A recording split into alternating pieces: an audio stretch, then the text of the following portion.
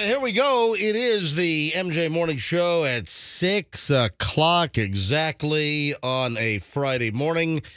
It's me and Fester in the studio. There's no sign of Roxanne. There's no sign of Froggy. I don't know. Let me check my text. Has Froggy called in sick today? I don't know. He hasn't called me. Hang on a minute. Let me see. My back hurts. I've got kidney issues. Here they are. They're here. Hey, glad you guys could make it. Thanks. My card worked yesterday, and today it doesn't work again.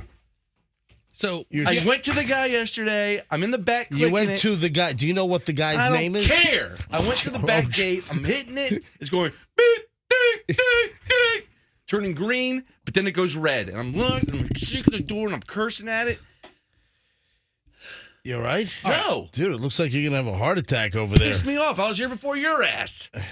Yeah, so MJ was running a couple seconds late. Yeah, I'm running late today. I pulled in, you weren't here. I know this because I was running on time 30 seconds before the show, and I'm like, hey, that's MJ's car in front of me. And as we pulled in, I saw your lights, Froggy, where you park, and a little puff of smoke coming up, so I knew you were here. And I knew you were here. little pregame action. Yeah, Froggy's show prep. Little tailgating. Froggy's pregame. Oh, you call it show prep? Yeah, that's my show prep. Little huffing and puffing, medical marijuana dip. That's show prep. Is that what you call it? Leave me alone. I call it pregame. That's what I call it. All right. Yeah. Everybody's here. And my card does work, so that's good. All right, so your card works. Yes. My card's working. Fester's security card is working, and then Froggy's did not work. No, you know it just goes beep, beep, and it goes green for a second, and then it goes red. Yeah, you know what? During the first break here, don't run away. I want to try something on some other doors real quick to see if it works. All right, folks, welcome to the MJ Morning Show. We've got good news. We'll get her on later on, but Wacky Jackie has dodged a bullet. Wacky Jackie has survived the Inquisition yesterday. If you've been following the story for the very, very early crowd here at 6 o'clock in the morning, Wacky Jackie is from our sales department. She's a sales assistant. She does all kinds of, sales presentations. She's a digital whiz. She's the one that does all the cute photoshops for the show. She does the, MJ holiday stuff or special events. She did the MJ Morning Show Mother's Day Golden Girls deal where she took the Golden Girls, some old promo photo, and photoshopped all of our faces in on the Golden Girls. She did the 4th of July special. She did the Brokeback Mountain spoof with Froggy and Fester. Yeah, all of that's out of the kindness of her heart. Yeah. I mean, the job she does here is a very important job, and I think she does it very well. But she helps us out immensely. Well, Wacky Jackie, who also appears on the show, generally, what do you think it averages? Every 10 days or so? Yeah, a week and a half, 2 weeks. Yeah. Something like that. So Wacky Jackie also pops in the studio. She, last weekend went off on a bit of a bender. I think it was Saturday night. Bit of a bender. In the sense that I think she was drinking a whole lot at home. And for whatever reason decided to go on a rip against some management here at the radio station, and he or she targeted our new program director, Rick. I don't know why, because so far so good with Rick. I've got no issues whatsoever. I'm getting along just fine with the guy. I've got no problems at all. And in fact, I think he's doing a great job. But for whatever reason, Wacky Jackie, who has, I think, virtually no interaction with our new program director and operations guy, she just went off and tore him a new one on social media, and we don't know why. And, well, I thought they were friends too, so maybe she doesn't even know why. You know what I mean? Well, she blames it on the booze. Yeah. Remember that song by Milli Vanilli? Blame it on the booze. Yeah. Blame it on the booze. Well, there's another song. Blame it on the alcohol, baby. You ever hear that? Is that a rap I song? know that. Of course it is. Blame it on the alcohol. Is that a Jamie Foxx song? Is it a Jamie Foxx song? I think it is. It might be. Oh, no, Jamie Foxx. Oh, he's also back in the news today. We'll have another Jamie Foxx news alert coming up later today. A mud run? Yeah, or deliver a baby on the side of the road. Well, just more Jamie Foxx. So we'll get into that. It's just been a crazy story. He was invisible for 3 months in rehab. Reports were that he had a terrible stroke, and then suddenly he pops up, and Jamie Foxx is playing golf. The most athletic he's ever been. Then he's seen on a boat waving on the Chicago River. Then he's helping to retrieve a lost purse and track down a motorist. We have shots of him on a pickleball court. Oh, that's right. And then now he's playing pickleball. We thought he was on his deathbed. All right, so anyway, we'll have a Fox News alert coming up a little later this morning, the latest on Jamie Foxx. But Wacky Jackie has survived, and in fact, I pulled some audio. I pulled a little soundbite to use when we get her on the air later on. And listen, I'm going to give her a stern warning. I'm going to tell Wacky Jackie, dude, you have think that this is it. I don't think she can screw up again. Well, I think she's got a note on her personnel file, and this is a pretty serious screw up. Oh yeah. I mean, so this is a 2 strikes and you're out. Well, because some of the things that she said were just like, what the hell did you shred your boss like that? It's terrible, and they showed some restraint because they could have easily. Anyway, we'll get Wacky Jackie on later on. We're glad she survived. It's a Friday show. Oh, someone's mad at me too, right? A listener? Well, who's mad at you? Isn't a listener mad at me? Oh, she yeah. says it like she's so happy about it. You know what? I need to pull that audio. Yeah, I was actually thinking the same thing. Yeah. Hey, Andrew, we need you to pull a piece of audio. We're going to tell you exactly what it is and what time it was, but we need you to pull it off of the logger from yesterday because I got a big complaint on Roxanne. I mean, a scathing complaint. Yeah, and they went to you like they're going to get me in big trouble. You're in trouble. Yeah, so we'll deal with that. But listen, I haven't heard this yet. And the listener described it as horrific. And if you did it, I think it is pretty horrific. Well, then you need to take that up with Rick. Why don't you do a Facebook rant about how horrific you think Rick and I are because we came up with that together. Well, I need to listen to the audio. And listen, I will give you an unbiased opinion. I'll tell you if you're wrong and if the listener's right. All right, that's coming up. Also, folks, if you remember, we talked about this security issue. There was something that we could not talk about until we could talk about it. Guess what? We can actually talk about it this morning. Unbelievable. All right, that and just a lot more, a lot of crap going on here on a Friday as we get ready to wrap up the week. We're back in minutes. Just getting rolling. Don't miss a minute of this program. Plus, we'll give you the $1,000 cash stash song between 9 and 9:20 this morning. You can win $1,000 later today. Details on the way in minutes. Here we go. Still.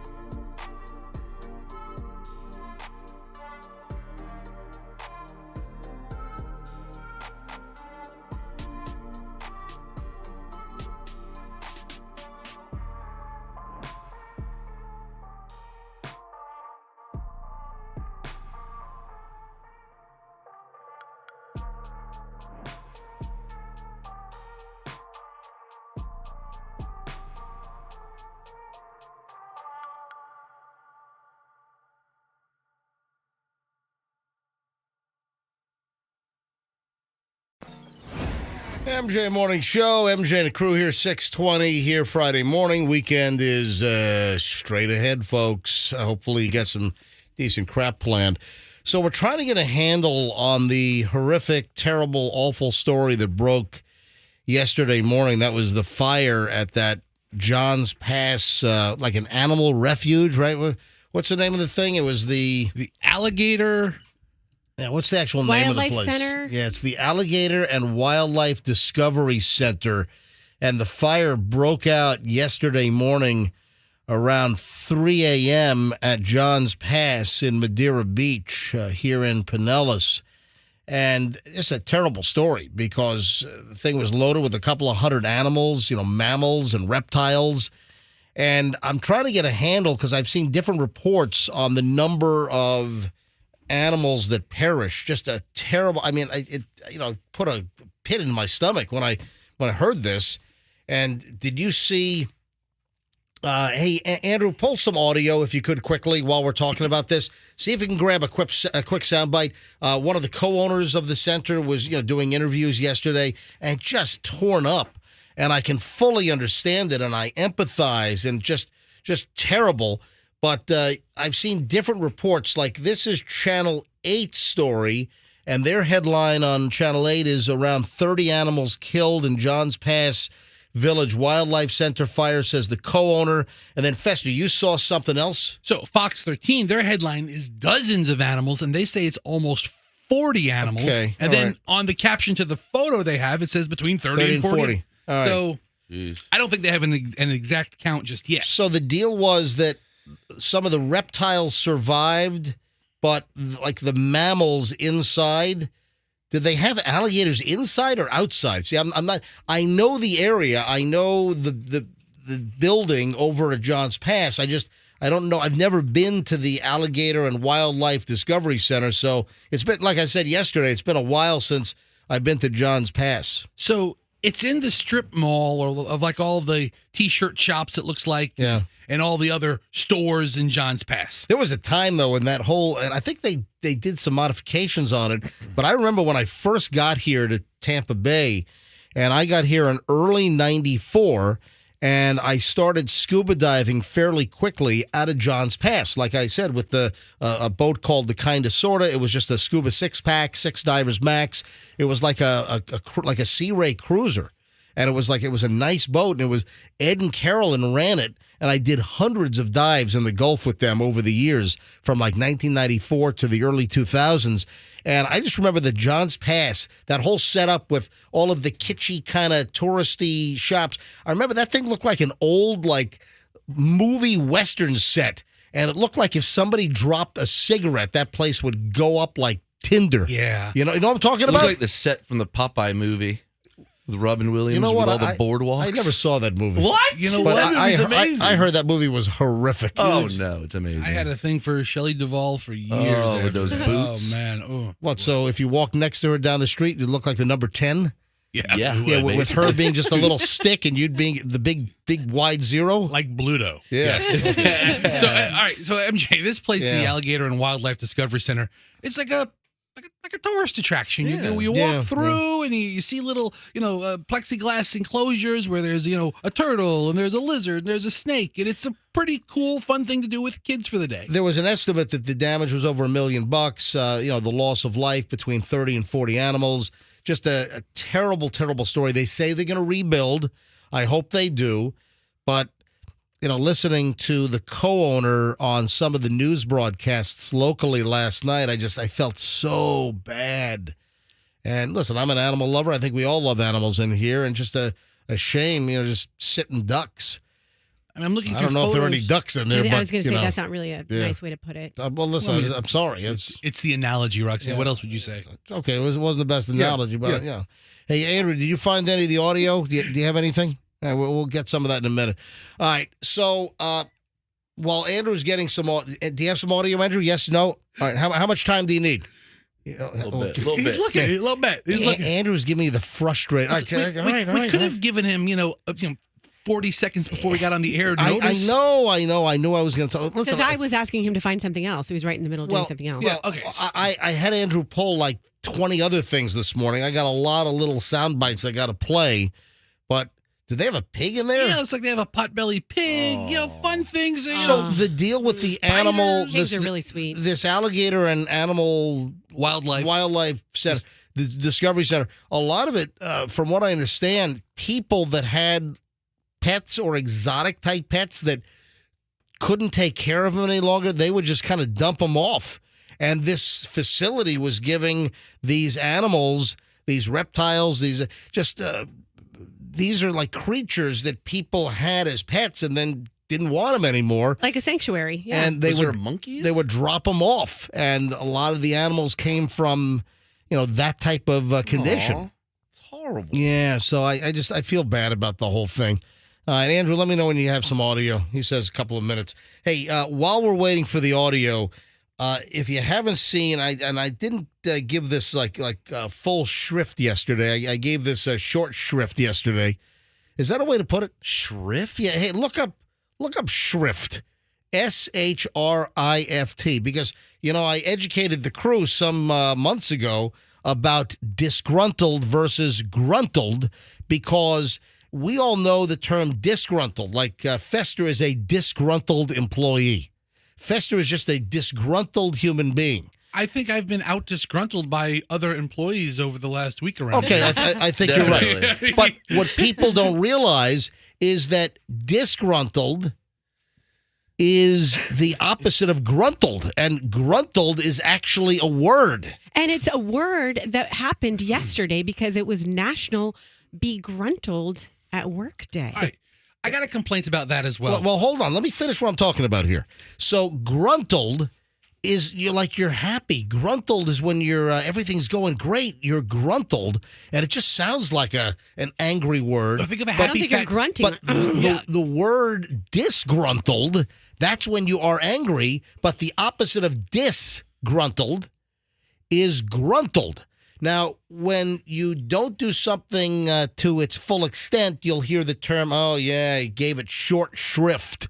So we know what that means. It means you kind of like cheated on something. You didn't give it like your all, kind of gave something short shrift. I've never heard that. Oh, come on. You've never heard of short shrifted me? You never heard like short changed? You never heard of short shrift? I've never heard the word shrift. It's Well, dumb. that's why I'm asking. If you short shrift something, it means you don't give it 100%.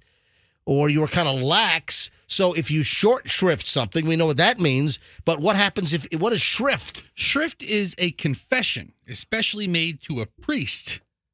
Oh, that means you're not fully honest, is what it sounds like. Well, hang on, that says archaic. Right. You know what, dude? You're lazy. You know what? You're doing short shrift on looking this up. Go to M-W. You're wrong. You're just going with the just the Google thing, whatever spits up first. Look at the next Google thing. It says people also ask, what does short shrift Just mean? do me a favor. Go to M-W. Let me see all of the definitions. He's just mad because he's wrong. I never said. Listen, I'm asking to do this so I can understand if I'm language, right the or English wrong. language. Yeah, go ahead. So Fester's now on shrift, a remission of sins. What are you talking about? A remission of sins pronounced by a priest in the sacrament of reconciliation. You're way off. That's shrift. So does the term giving something short shrift?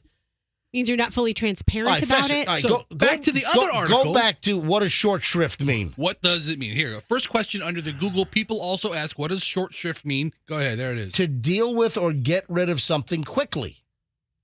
All right, so my general description of short shrift was right, but it comes out of confessional? Is that where you race in and you blurt out your confession if you're a Catholic? Have you never gone to confession? I guess you would. No, I'm not a Catholic. No. Why would I go to a little box? They made me and go talk to through a confession screen. back when like confirmation time. Like, okay, you have to go to confession. I'm sitting in this dark box with this guy opens a little sliding door. He's like, confess your sins, and I'm like, No, the first thing I say is, when was your last confession? Yes. And you go, my last confession was 4 years ago. And they're like, well, listen here, you little son of a bitch. You're running really late on this thing, aren't you? tell me your sins. And then Anyway, lay so it out. shrift, short shrift, blah, blah, blah. Hey, Andrew, did you find some audio? Yes, I have some. All right, so is this the co-director or the co-owner of co-owner Sonny Flynn. So this is Sonny Flynn from the Alligator and Wildlife Center at Johns Pass, where they had the terrible fire yesterday.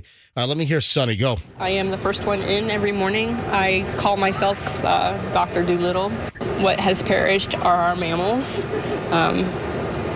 almost 30 of them, all my babies. We have alligators, crocodiles, caiman, tortoises, turtles, and several lizards. We have some freshwater fish that are struggling, but we are going to save them. I am a survivor. I am a cancer survivor. We will rebuild. We are a staple of the community. I don't know what that looks like as of right now. I didn't expect this. But we will rebuild. We'll be part of the community. Oh, man, I just hear the anguish in her voice. Well, listen, Sonny, we'll be in touch with you, whatever we can do at the MJ Morning Show. We need to GoFundMe for that place. Yeah, Fester, make contact with Sonny, and Fester, whatever we can do, if fundraising or promoting, any activities they're going to do to try to rebuild, we're happy to help out with the aftermath of the fire at this Alligator and Wildlife Center at Madeira Beach at Johns Pass. So You can't just give thoughts and prayers? Fester. I mean, that's what you say when something happens. No, thoughts and prayers. we have the ability. We have the ability with our microphones. All right. Yeah, we realize that you're like a non-charitable son of a bitch, but That's true. All right. You really are. All right, let's take a quick break here. I'll stay on time. It's 6:31, and we'll do some early morons in the news next here on the MJ Morning. Oh, you know what? Before I take the break, though, let me just remind you that we're giving away another $1,000 today. So yesterday, Alex from Bradenton won $1,000. So Monday it was Cheryl in Wesley Chapel. Tuesday, Amanda in St. Pete. Wednesday, Stephanie in Lutz. Yesterday, Alex in Bradenton. And we have the Friday winner upcoming. So you need to listen between 9 and 9:20 this morning. Make sure you're listening to the MJ Morning Show between 9 and 9:20. I'll give you the new Cash Stash song to listen for. It's the MJ Cash Stash. And when we play the song later in the day, sometime guaranteed before 6 p.m., be the seventh caller, 800-990-1047, and win $1,000. And we've done it all this week. It'll happen all next week, the week after. I think the week after. We're giving away tens of thousands of dollars here, folks. Just listen for the Cash Stash song, and it's on the way. So listen, what else do you want here? We got great entertainment, and we got money that we're blowing out. I mean, I think that's a damn good combination. All right, early morons in the news is next here on the MJ Morning Show. Folks, I talked about...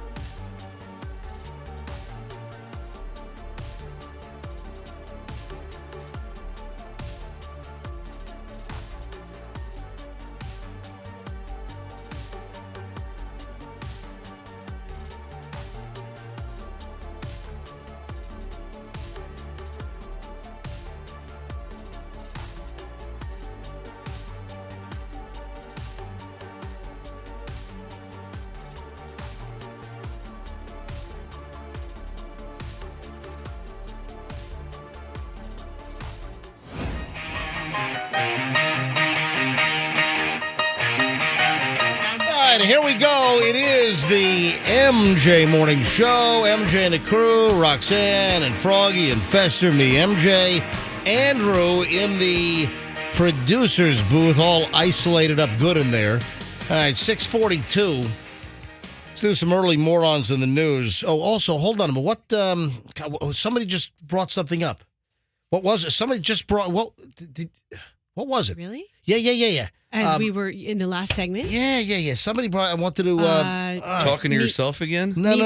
Me being in trouble? Oh, I know what it was. What? It was Roxanne's date. Oh, yeah. Oh. So, did that happen yesterday? No. Oh, that's today. Yeah. Oh, geez. All right. So, Roxanne's girl date with. It's a friend date. It's a friend date with Lee Spann, the weather woman. Meteorologist on Channel 8 in the morning. If you've been a regular listener of the show, Roxanne has always commented about Lee Spann on Channel 8. Man, I'd love to be friends with her. I bet she'd be great and cool to hang out with. And then finally we got Lee Spann on the show, and we kind of just said, hey, Lee, Roxanne from the MJ Morning Show, she'd like to, just go out, have some lunch, be your friend. Roxanne needs a friend. You guys made a friend connection. Thank you for being a friend. So, Roxanne, it's today. You're having lunch with Lee Spann from Channel 8 today. Yes, I feel like I should have gotten my nails done and my toes done. Oh, jeez. Oh, man. Come on. Make She's a all good nervous. impression. So I guess we'll get a full report on Monday morning. You got to get a picture of course. of you and Lee so we can post it and talk about it on Monday and get like an aftermath. Is this going to be a one-off thing, or are you guys going to become like besties? I don't know. Besties! Let's hope. Yes, Fester. I can't help but to think how awkward Lee must feel about all of this. Oh, stop. I mean, she's telling her coworkers, yeah, I'm going to lunch with that lady on the radio show. Fester's right. Apparently, she's like infatuated with me. What the hell did I get myself into? Listen. Hey, Avery, get me out of this. First of all, listen. 100%. Leah's married. Roxanne just got married to Dig Dug after being engaged for, I don't know, 10 years, whatever the hell it was. So it's like just a friend thing. And for whatever reason, you just have always liked her bubbly personality on morning television. And finally, we've done a friend connection. We'll be back in 2 and 2 on the friend connection. 2 and 2 and 2. Remember that? Remember? Yeah, Love Connection. Remember what was it? Chuck Woolery. Yeah. Remember? We'll be back in 2 and 2. What the hell did that mean? What was 2 and 2? I think it was a 4-minute commercial break. Was that what it was? Yeah. 2 and 2? Was that it? 2 and 2, 4-minute commercial. All right. Let me do some early morons in the news here on the MJ Morning Show. Busy Friday morning. You don't want to miss a minute. Make sure. Well, first of all, you know the deal. If you like what you hear at this time, imagine what you're missing in the 7 o'clock hour. And, you know, we go an hour and 20 minutes of nonstop MJ Morning Show. So beginning about 7:24 every morning, we go for an hour and 20 minutes. So we go from like 7:24 to like 8:45. We go an hour and 20 minutes with no commercials and no music. It's nonstop content. So listen. And then, of course, the 8 o'clock hour, kicks butt. 9 o'clock hour kicks butt. And we're also now giving away the grand every single day. And between 9 and 9:20, we reveal the Cash Stash song.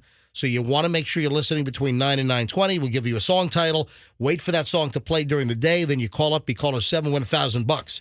We've already given away $4,000 this week. Monday, Tuesday, Wednesday, Thursday. We'll give away another grand sometime later today. But you got to hear what song you're listening for. And that'll happen between 9 and 9:20 this morning. So keep listening. Early morons in the news, man. This is just heartbreaking. And, of course, hey, it's a Florida story. A 9-month-old boy did not make it. Sorry for the downer of a story here. Yeah, happy Friday, everybody. A 9-month-old boy did not make it. Why? Because the mother mixed the baby formula with fentanyl. Not fentanyl, like most people say, because it's not NOL, it's NYL, it's fentanyl, not fentanyl. Okay. I mean, even educated people on TV say fentanyl. It's fentanyl. I don't know. We need to get lost in the pronunciation. Anyway, so here's the deal. The boy was found unresponsive, no pulse. This is up in Callahan. So Callahan's not far from Jacksonville. Yeah. So the child's 17-year-old mother. Why does a 17-year-old have, well, first of all, why does a 17-year-old have a 9-month-old baby? That's number one. I'll tell you how. Well, we know how. Okay. It's a rhetorical question. And then what the hell is a 17-year-old mother with a 9-month-old baby doing with fentanyl? The hell? So the 17-year-old mom initially told investigators that she had no clue what happened, but then the story changed. Eventually, an autopsy revealed that the child had enough fentanyl in his system to kill 10 people, little infant. I mean, unbelievable. The teen admitted she filled a bottle with a mixture of formula and what she thought was cocaine. Why are you mixing cocaine into your baby's? I mean, what? This is weirder. The teen admitted that she then filled a bottle with a mixture of formula and what she thought was cocaine. So during additional interviews with the police, the mom confessed that she was tired and wanted to take a nap on the day that the baby passed away. So if you're tired, what? Okay, cocaine? so wait a second. Is she saying that she was going to the cocaine would wake her up? Well, trying to. So she was too tired. So she was like, "Let me drink some formula and cocaine to stay No, awake." I know. No. No. I'm very confused. I think she was trying to put the baby to sleep. But cocaine is a stimulant. It's a stimulant. So I don't know what the hell. Listen, it's a 17-year-old moron mother, you know? What a terrible, terrible story. Sorry. for the downer. All right, let me do another story from Florida here. This is a local story. Did you see the video of the people like harassing the manatees at Indian Shores? Ick. You know, this is earlier in the week. I had it in the pile. I just didn't get around to it. Leave the manatees alone. You know, remember the old, leave the manatees alone. Remember that guy?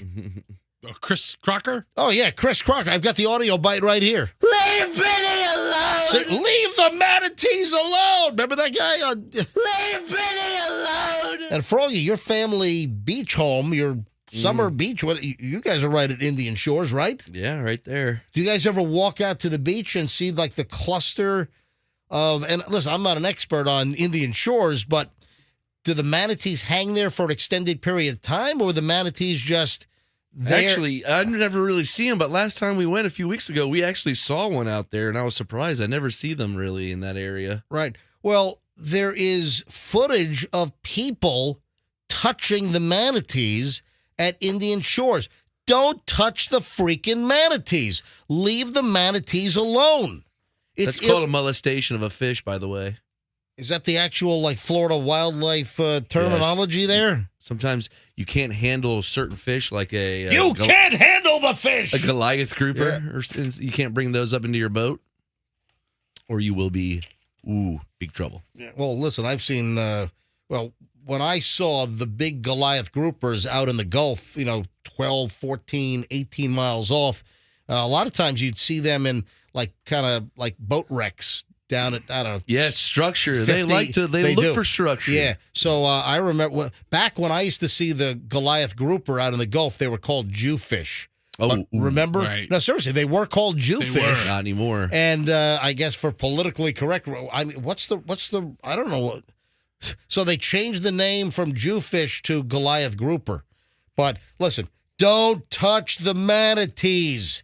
It's illegal to touch, to chase, to molest. Leave them alone. And there's been video, on numerous occasions. I guess there was video that was recorded on May 7th. Is this drone footage? Or maybe it's chopper footage from one of the TV stations.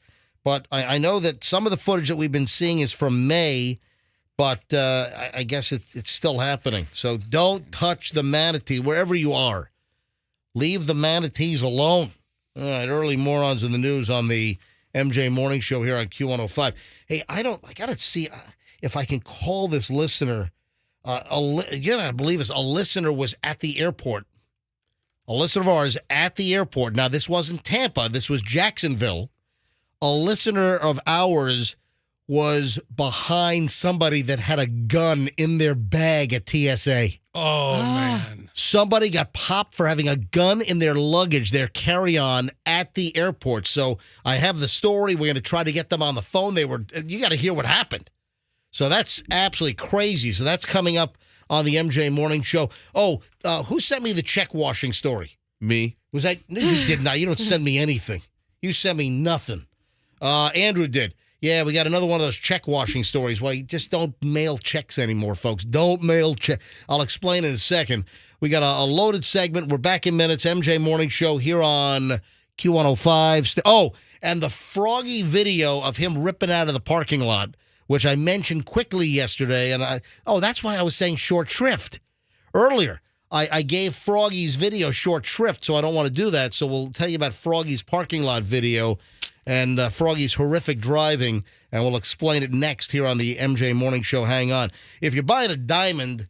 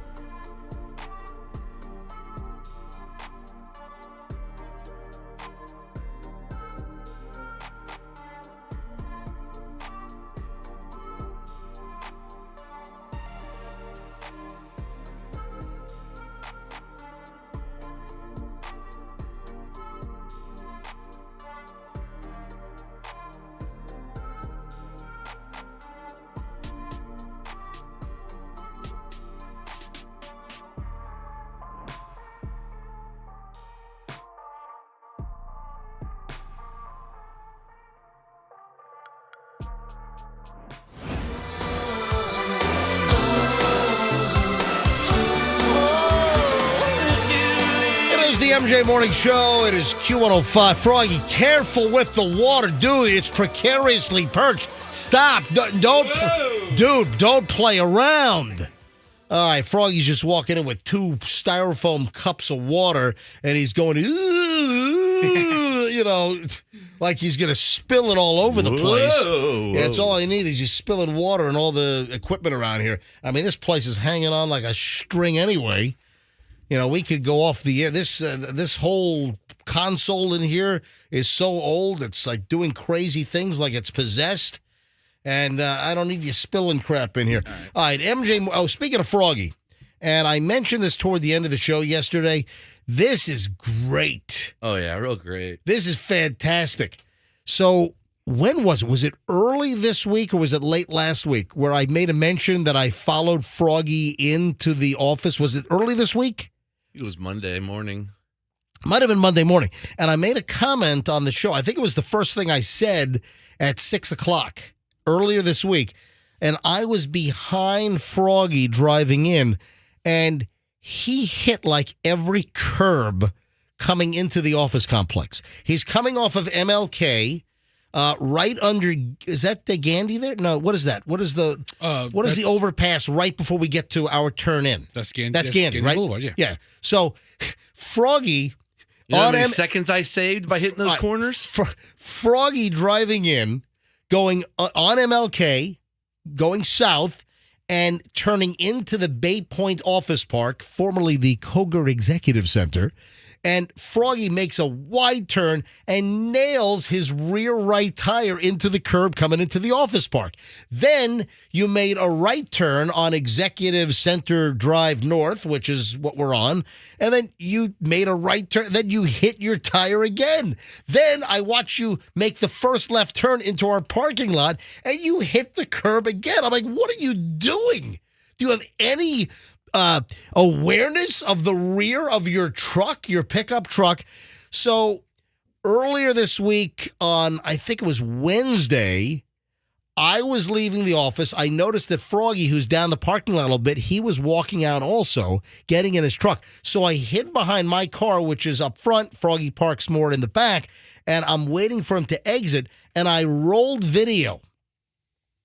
On this, and Froggy drives over the curb and sidewalk and blows through a stop sign as he was leaving our parking lot. Barely. What do you mean barely? I've got the video proof. And I did stop. I've got the video proof. All right, listen to this. Let me bring up the audio here. Folks, listen to this. All right, watch this. Listen. I just saw Froggy get into his truck. Watch him. He drives over curbs. He has no recognition of like the right side of his vehicle. Watch, he's leaving the parking lot now. Watch this. You can even hear the clunk where he drove over the curb, the sidewalk, the other curb, runs the stop sign. Ugh, there's never any cars coming down that street. Dude, why are you driving over curbs and sidewalks? I have an explanation. What? You know I'm a sim racer, right? And it's very important in sim racing to cut the apex as close as possible. You save yourself time. That's how you get time. I've driven Sebring for real. As you know, yeah. I've driven Sebring numerous times for real I had a Z06, I had a ZR1, Corvette. So I've done Sebring numerous times over the years, and so I know all about that and the rumble strip and all that crap. Yes. So Froggy's video is on my Instagram. Hey, Andrew, do me a favor. Also post it on videos mentioned on mjmorningshow.com. Folks, you got to see this. It is hysterical. And you had no idea I was videoing you, right? Because I'm pretty sure that's illegal that you're videoing me, no, it's actually. not. Yeah, because you can see my license plate. Now people can harass me. There's nothing illegal about it. Ooh, who's going to harass you? People. Go to my Instagram. Go to Certified MJ Radio, and the video is posted. It's like the second or third thing, and you'll see the pickup truck in the parking lot. It's only a few seconds long. It's freaking hysterical. You'll be hearing from my lawyer. Okay, yeah. need one fine. first. Have a what? I need one first. All right, have a lawyer contact me. That'll take this. Yeah. That'll take this bit to the next level. Rouge and Green will be contacting you. All right. So, folks, go to my Instagram at Certified MJ Radio. Check out Froggy driving over curbs and sidewalks. That's what I have a truck for. Fester always said, if you have a truck, you're going to curb it. Curb it. I mean, Dude, that's what a truck's for. the parking lot entrance is big. How can you not stay on the road I'm when you're trained. Yeah, whatever. Save time. I saw a lot of the comments on that, and some women were like, "That's how women drive. We hit curbs." Another woman said that. Go to my Instagram, see the video, go to Certified MJ Radio. That's my Instagram. While you're there, give me a follow because you have no idea what the hell's going to happen on my Instagram. Go to Certified MJ Radio and see Froggy driving like an imbitard. Yeah, I got home early. I saved precious seconds. You cut off that curb. Precious. And then also the A-B comparison of Roxanne's bikini butt lying down on the pool raft next to the recreation of Fester on the same raft in the same pool. It is spectacular. Yes. You know what it is? It's Buddy and the Beast. Butty. Buddy. It's Buddy and the Beast. So Roxanne, butt looks pretty good in the bikini. I'm not trying to sound creepy. I'm just being observant. And then Fester, if you haven't seen this, again, another reason to check out the Instagram, Certified MJ Radio. The comments, let me see how many comments. There are now 248 comments. Take it in, people. And it's been liked by almost 1,000 people right now. If this is my legacy, I'm proud of it. This is like a really amazing body positivity movement. They're going to hold this up at your funeral. I think so. Jeez. And then Fester, what it is, it's a side-by-side. And it's on the same raft in the same pool, and Fester recreated Roxanne's thirst trap social media picture of her in a bikini with most of her butt hanging out and well, looking right at us. Classic shot. Roxanne's going to win like Woman of the Year for some cheesy, uppity organization. And then this photo will leak. All right, so It's already leaked. It's out there. I got good news for your family. I'm not going to get to it here, but I'll get to it first up in the next segment. I did mention check scams. And did you see the latest? The latest scam, and this was a Better Call Bankin piece. Oh, yeah? Yeah, I didn't see the piece on TV, but I saw the post, the story on the Channel 8 website. A couple wrote a $153 utility check.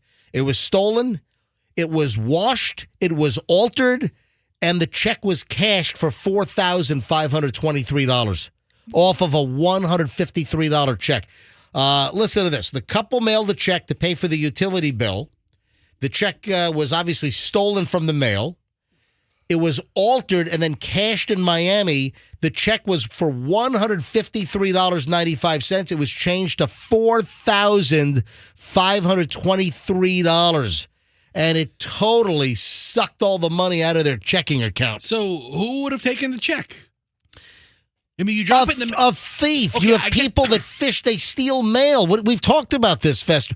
People never put outgoing mail in your mailbox with the flag up. Especially don't mail checks from your house with the flag up. You're just telling bad guys, hey, I'm cruising the neighborhood. Oh, look, there's a mailbox with the red flag up. Let me see if they're mailing out some utility bills or some checks. I'll steal them, wash the check, then cash it, and you're hosed. And the story that Better Call Bankin did on Channel 8 was that it happened 7 months ago, and they're still trying to get their money back. Truist Bank. Yeah. Truist Bank finally put all the money back into their account, but they couldn't get it done. It took Shannon Bankin, Better Call Bankin, over at Channel 8 to get the damn thing done. You know what? I need to do Better Call MJ. It's Better Call MJ. We need a better name than that. Yeah. Anyway, so again, even if you put like checks, you mail things in like mailboxes that are on the corner, they fish. The bad guys fish mail out looking for people mailing checks to rip you off. You know, when I mail something, first of all my checks that go out these days, for the most part, are bill pay through the bank. Yeah. And those are printed checks, a little tougher to alter, obviously. But if I need to mail something, I don't put it in the mailbox, even on the corner. I don't even put it in the mailbox in the post office parking lot. I go inside and I put it in the wall. The slot in the wall is what I do. So, all right, Fester, you're going to be potentially very angry at me, but I've got good news for your wife and kids. That's next, and a whole lot more. Oh, listener who was behind somebody with a gun at the airport. This is crazy. We'll get to that coming. Yeah, a lot of stuff. Oh, and Roxanne, are you into bottomless brunch? Bottomless, like not wearing underwear to brunch? Hold on a minute. That sounds sleazy. That's coming up in a second. Hold on. We're back in minutes, and we start an hour and 20-minute non-stop MJ Morning Show block next. An hour and 20 minutes, nonstop, no commercials, no music. We start it next. Also, make sure you're listening between 9 and 9:20 this morning. I'll give you the new $1,000 MJ Cash Stash song, and when you hear that played later today, you call in, be caller 7, win $1,000. Easy as that, but you got to hear what song you're listening for, and I'll give that away between 9 and 9:20 this morning. If you are making a move, folks,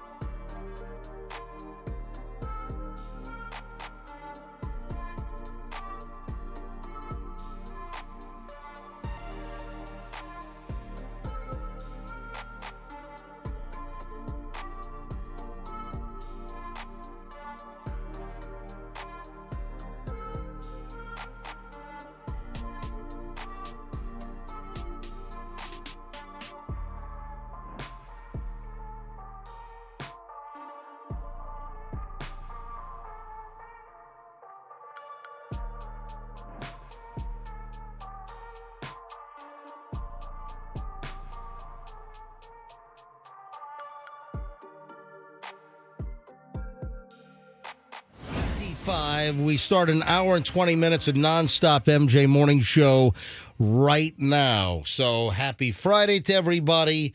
An hour and 20 minutes every day at around this time, somewhere between 7:23, 7:25. We start an hour and 20 minutes. That means no commercials, no music. It's nonstop MJ Morning Show content. Nothing like it, folks. Spread the word. The best morning show in the Tampa Bay market is the legendary MJ Morning Show here on Q105, 104.7. All right, Festa, why did you just have a look of you being a little out of sorts over here? I don't know. That's his normal. Yeah, I mean, I'm always a little right. out of sorts. All right. I mean, That's the normal thing? yeah. right. I feel all right. Now, I have something that, what the hell? Froggy. What did you just do? All right, so Our whole counter, we have this blob of a countertop which we all sit around. I've got the control board here. My Oscar Slaughters. And then Froggy just like threw his butt. All right, Froggy, what did you just do? Oh, my Oscar Slaughters. all right. Can you Oh, my Oscar Slaughters. Can you explain what you just did? All right, anybody who watches MJTV knows that Froggy sits in a lounging position during the show. He sits in an office chair Hold and it. he puts his feet up on the desk. Did you just try to put your feet up and then nail your knee underneath? Yes. Right on my Oscar Slaughters bump. You shook the whole damn place. Well, he had all of his weight swinging his body backwards in the office chair because he was trying to prop his legs up, but he missed horribly. Yes. You ever hear a mother, and it's typically mothers, not fathers, Oh, I almost said a mother. but have you ever heard a mother, and I know Michelle used to do this, my lovely wife, with our kids, with Julian and Chloe when they were smaller, 3, 4, 5, 6 years old, 7. And Roxanne, your kids are that age. And Froggy and Festa, your kids are just a little out of that age. How many times have you said to your kids, would you please control your body? Have you ever done that? No, my big go-to is you're going to poke your eyeball out. Oh, okay. I don't say control your body, Nope. but I mean, you know what? Big old eyeball poke out? Yeah, that's what my biggest concern is around the house. But I think I'm going to mix in the control the body. That's a good one. Michelle used to say that, but I've heard other parents say that, like kids that are young acting just out of control, rambunctious, and they're moving all over the place like they're having spasms or convulsions. Yeah, that's a good go-to. I mean, if they're acting like that, control your body. That they can understand those Control terms. your body. Yes. Froggy. I got to talk to Froggy like he's 4. Daddy? What, Daddy? Control your body. I control dad. I control body. Froggy, come on around on Daddy's lap over there. No, Go ahead. just I sit on that daddy lap. Just stop. I sit on your lap. Don't encourage that. Dad.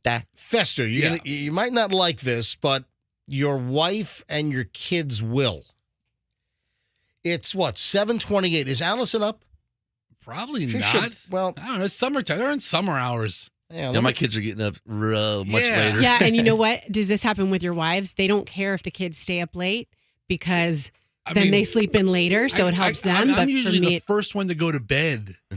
Lately. I mean, it's like 9:15. Like, I'm going to bed. Kids are jumping on the couch, having a party. Have fun. Yeah, like, you kids have fun. Don't burn the place down. Guess we got to find out if Allison's up. 7:30. She ain't gonna be up. 7:29. Oh, she sounds awake. yeah, she Allison. sounds chipper. Allison, you said she sounds like a stripper? Yeah, she sounds a chipper stripper.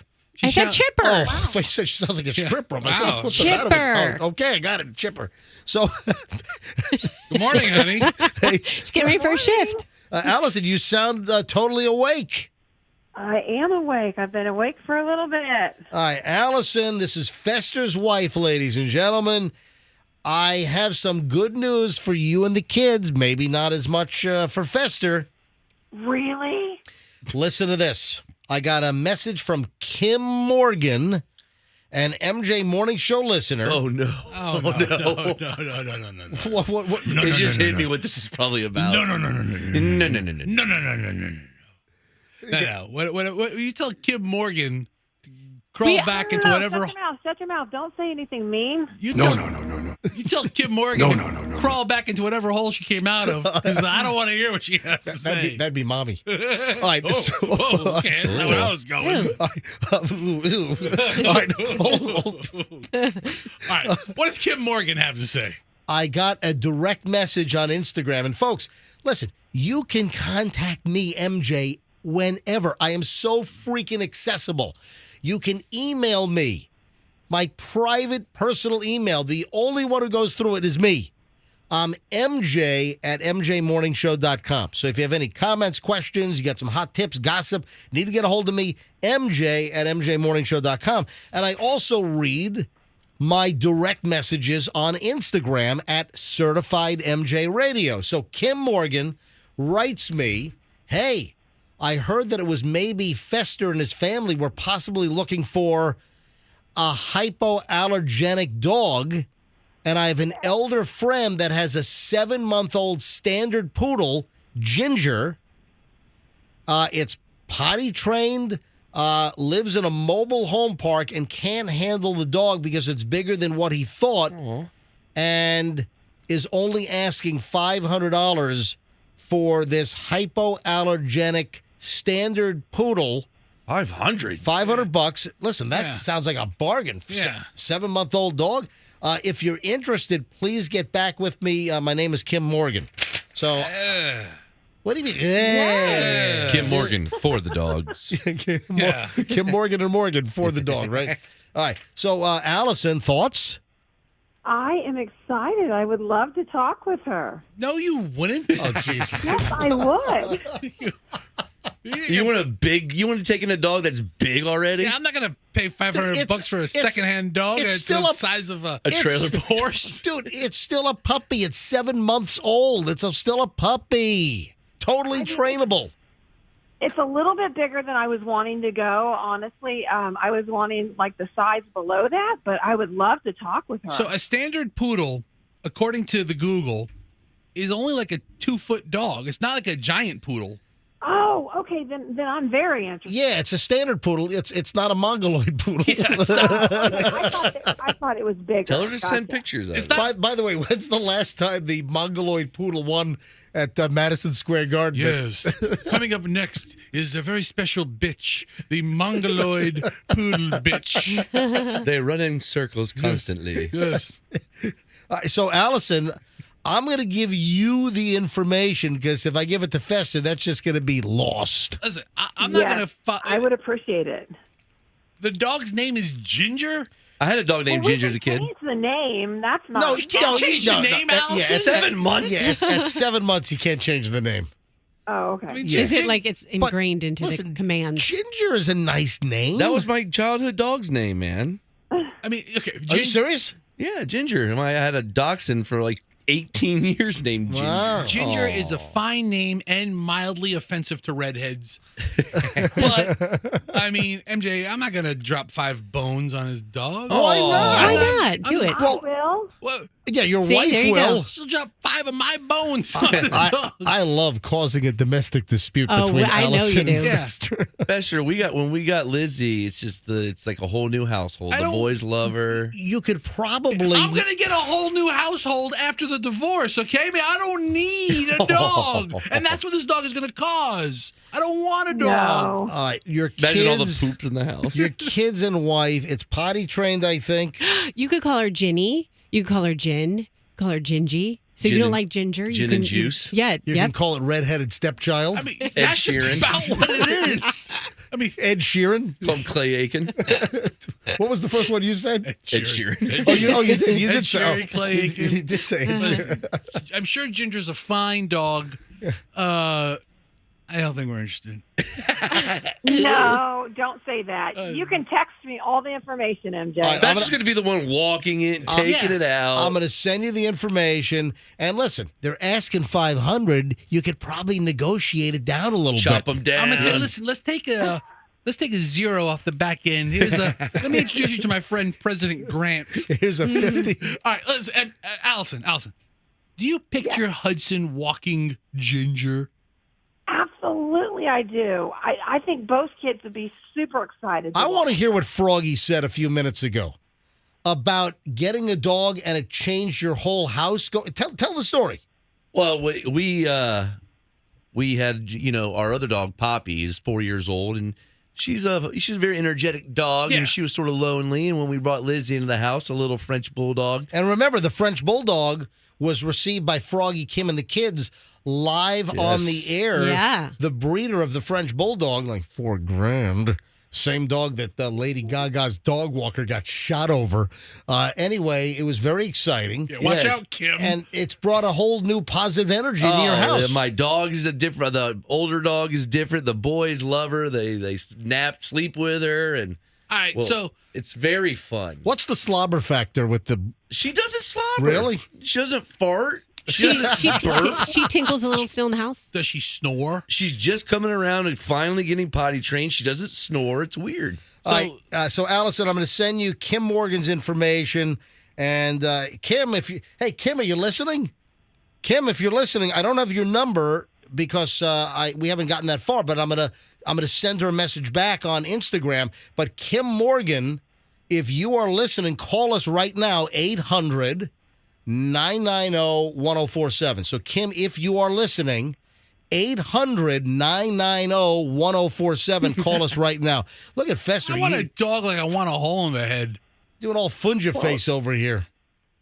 You need a dog like you need a butthole. He's going to be grumpy no matter what. Hold on, Allison. I got buried. Hold on, Allison. Say that again. I said he's going to be grumpy no matter what about the dog. I'm going to do all the dog work. I thank Kim Morgan, and I want to talk with her. You're going to take it to the vet. Right. I don't take dogs to the vet. I just check them out myself. Hose them off in the front yard. They'll be fine. Heartworm medicine, flea tick prevention. So I don't know what time Kim Morgan typically listens to the show. Do you remember the last time? When did we have you on, Allison? Was it? It was like 8:30, wasn't it? Yeah. Oh, yeah. So Kim Morgan might listen to us a little. Oh, wait a minute. Phones are ringing. Just mention it again later. Yeah, so. Let's not mention it ever at all. No, you're going to end up with this dog. I don't want this dog. I can't picture Fester has always been a small dog guy. I'm not a poodle person. Remember how close you were with Bailey? Because you know why? Because I could carry Bailey like a football underneath my side fat roll. You used to take her to the grocery store. This dog's going to be adorable. All right, so Allison, I'll let you know what's going on. I'll get a hold of Kim via direct message, and I'll get you the information so you can have a chat. Okay? I'm not getting Yay! I'm so excited. much. This trailer park dog has all these bad habits. Bye, Allison. Bye. All right. Probably smokes cigarettes. Probably wears a wife beater, smokes cigars, and drives a jalopy. Is the poodle out of a single wide or a double wide? Imagine he's going to have a nice big yard now. No way. Those kind of dogs are very intelligent. Hold on a minute. Poodles are smart. Yes. Yeah. All right, so here's the deal. It's a smart dog. You'll know to stay the hell away from me. Kim did not call up, but we have Jen. Jennifer's on the line. Jennifer's phoning in. Hi, Jennifer. Welcome to the MJ Morning Show. Hi. Hi. What can we do for you, Jennifer? Well, I think that a baby cow, would be better for Fester because he won't have to walk the dog. So you want them to get a calf from you? a cow? Yes. He won't have to walk the dog. Yeah, I've never seen a pig walk a cow. Better fit. Dude. So do you have a farm? My grandfather does. Where is the calf located right now? Wachula. Out in Wachula. Can he bring it to the studio? Hey, Can you imagine just walking a calf listen, through here? I am much more interested in a calf than I am a dog. Does Fester have room for a cow? Oh, yeah. I mean, I remember He's been living. He's been one for years. Yes. I was just about. I mean, if there's enough room for me. I was just about to say that. Listen, I couldn't help it. so like, if I have this calf for like, I don't know, a year and a half, Grandpa's gonna come by and help me knock it. Old Yeller it. Is it serve it up? Is it a dairy cow or is this a beef cow? Beef cow. That's right. That's the kind I'd want. It's little for now, so Yeah. Gotcha. burgers later. Let it graze in the backyard for a year or so. Jen, I don't think that a calf in a standard Tampa Bay area neighborhood up in Lutz where Fester lives, I don't think that's going to work. I don't live in like a agricultural or farming community. Although I would Fester, love, the HOA may come after you. Okay? I would love to host next year's 4th of July barbecue, if you know what I mean. Thank you, Jennifer. Thanks for listening. Thank you. Have a great day. Jen, real quick, are you listening? Are you playing along with the MJ cash stash by any chance? Oh, no. I don't know much about that. Oh, well, hang on. That's why I'm bringing it up, because it's a great time for a promo.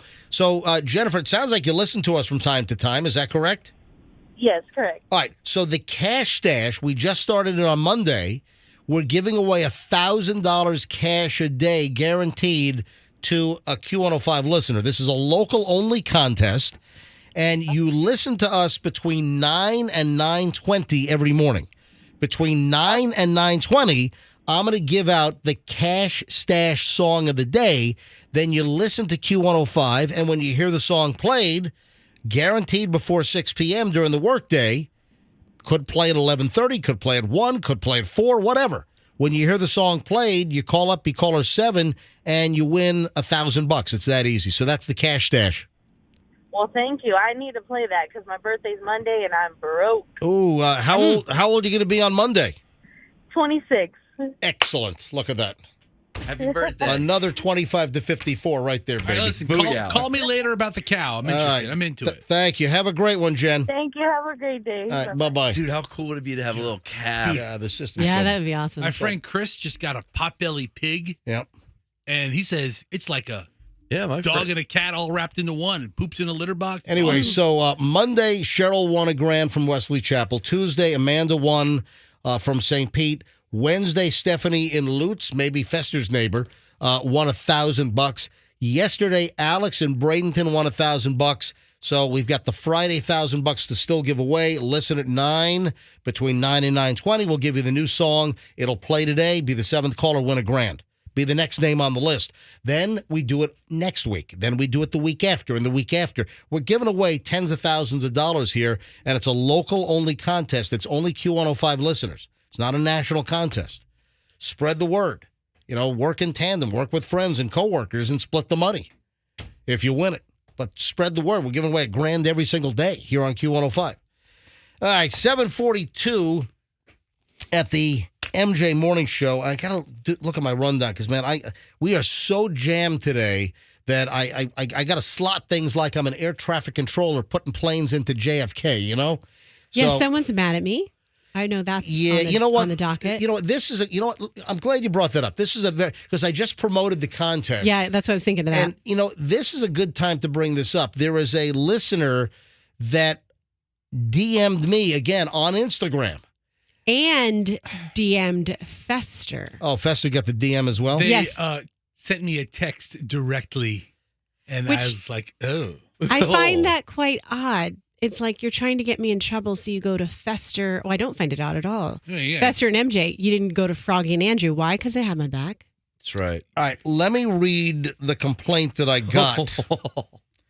This is the complaint that I got regarding Roxanne, who does middays after the MJ Morning Show. Roxanne does the midday here on Q105. And you know darn well I was here very late yesterday because I talked to you on my drive home. You MJ. did. Listen, essentially, we're Roxanne's opening act. I just promoted the MJ Morning Show, MJ Cash Stash, giving away $1,000 every day. Just talked about that. Well, the complaints about that. I got a DM, a direct message at Certified MJ Radio, my personal private Instagram account. Give me a follow, Certified MJ Radio. And clearly, I just brought up the dog, which I got as a DM on Instagram. I'm bringing this up from Instagram. So clearly, I engage and I read my messages. So Larissa wrote yesterday, "Hi, MJ. I'm an original fan from day one from 93.3 FLZ. Our office listens every day. Go ahead, we'll read it together. And we have been trying the Cash Stash song of the day. Why would Roxanne play the song and then tell people to call in?" Go ahead, you finish it. All right. They may not know the song when we actually were listening from 9 a.m. to 6 p.m. and we knew the name. Let's talk about this in the morning. We feel robbed. Respectfully, your fan, Larissa White is her last name. So I got it. I guess we got it about the same time. I got it about 2 p.m. in the afternoon. All right, so here's the deal. Roxanne, during your shift, because you do, 10 to 3. That's correct. After the MJ Morning Show, you're the midday DJ from 10 to 3. Pulling a 9-hour broadcast day every day. Oh, my God. Look at Wow. that. Yeah, Wow. he knows it. I was on the phone with him after my shift. We all know. And then they get you tracking 7 other markets at $30 a month. All right, so... All right. Hey, Toledo, big, good news. All right, blah, blah, blah. All right, so... I'm Roxanne. All right, good morning, North So Carolina. the minute I saw this, I called Roxanne. I'm like, Roxanne. Oh, yeah. And by the way, Yes. you know what I was doing when you called me? I was at Bod Z getting a vampire facial, Morpheus 8, Yeah. and I literally was getting my blood rubbed on my face. And I saw, my phone was in my lap, and I was like, I held it up, and I could see it. I was like, it on vibrate? no, it wasn't on vibrate. It was, you know how my phone rings? It's got those flicker lights, so the whole room starts to flicker like it gives you a seizure. And so I picked up my phone and I saw MJ, and I said, Faith, this guy's intense. Hold on, let me just. So I had to call Roxanne. I'm like, hey, I just got a complaint from a listener. Did you tell people to call in that this was the song of the day? Because the deal is we only give out the song between 9 and 9:20. Of course. And we don't repeat it. So that's why you got to listen between 9 and 9:20 to hear the song. So I said, Roxanne, did you do that? And Roxanne gave me, no, I didn't. I kind of did a wink, wink and a nod, nod. So I had Andrew pull Roxanne's little clip from yesterday where the song yesterday was Emotions by Mariah Carey. Yes. And it played what, about 1:30, was it? 1:36. 1:36 yesterday afternoon. So, sometimes you don't have to wait all day. You had one earlier this week where you gave it away at 11:30. Yeah. Yep. Then we had one at 4 p.m. It could be, so it could be any time that the song plays for you to win a grand. So I had Andrew pull the audio clip of Roxanne live on the air yesterday at 1:36. And let's listen and see if the complaint from Larissa is valid. Now, Roxanne, you're just supposed to play the song and not say, hey, this is the secret song. This is the MJ Cash Dash song. Call now for $1,000. 2 parts of my job requirement, as are yours. One is to... Tell him more about his job. Go ahead. No, is to Go ahead.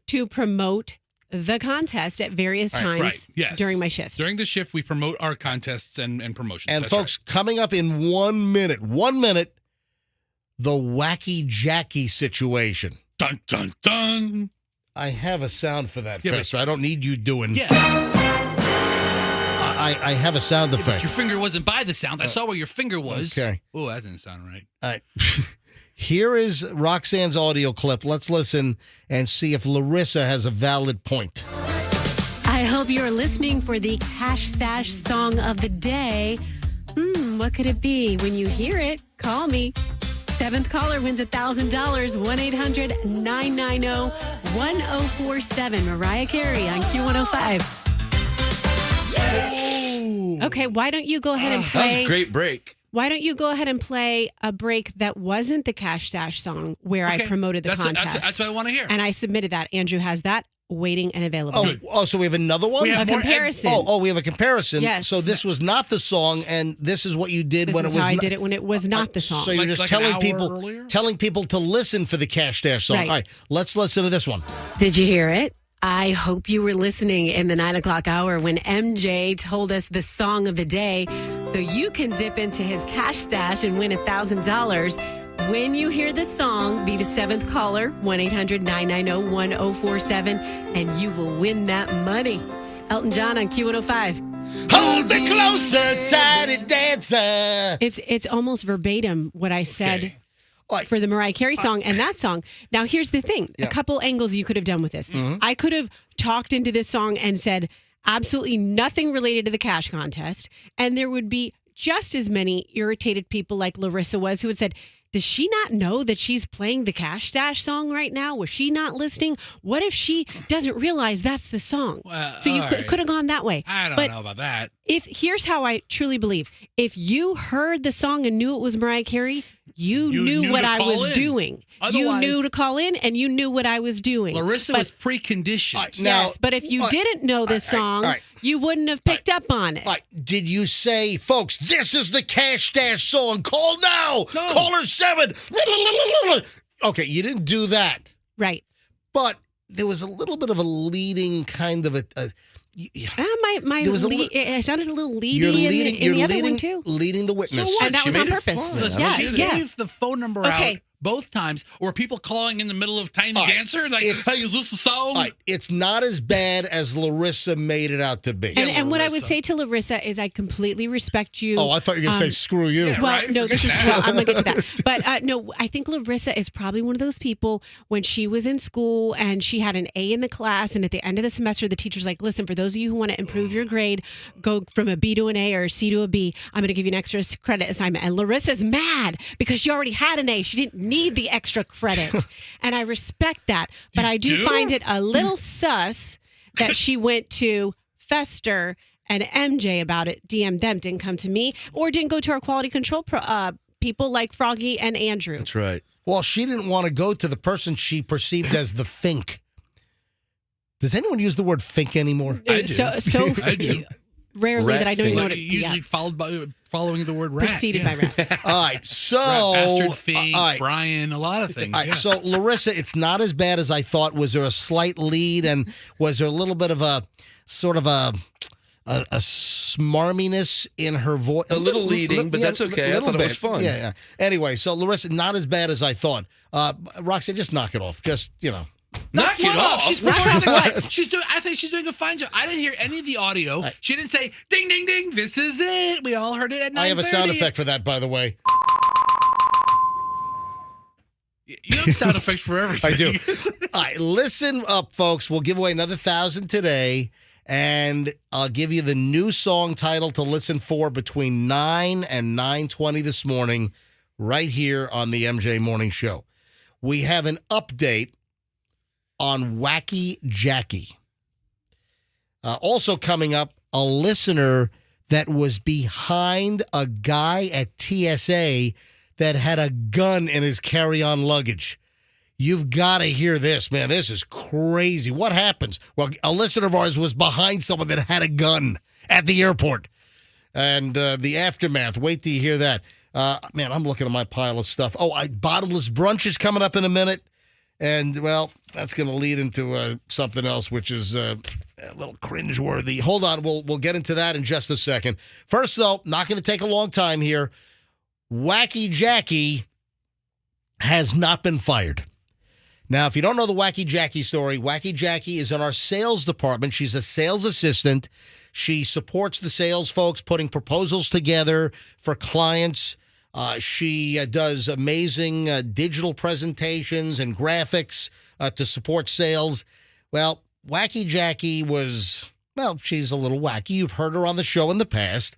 And Wacky Jackie, she apparently was at home last Saturday night, and she was drinking quite a bit and then decided to go on social media and leave all kinds of nasty messages attacking members of management here at the Beasley Media Group and our Tampa operations, including Q105.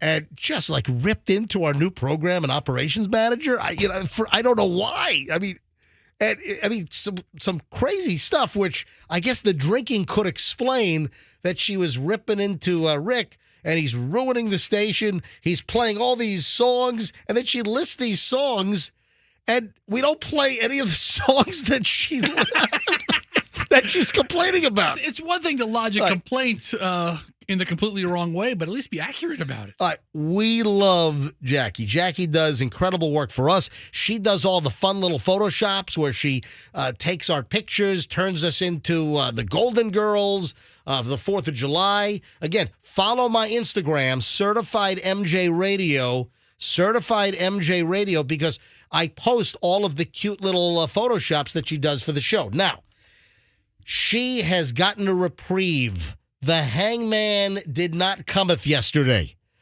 She survived. All right, let me get Wacky Jackie on the line.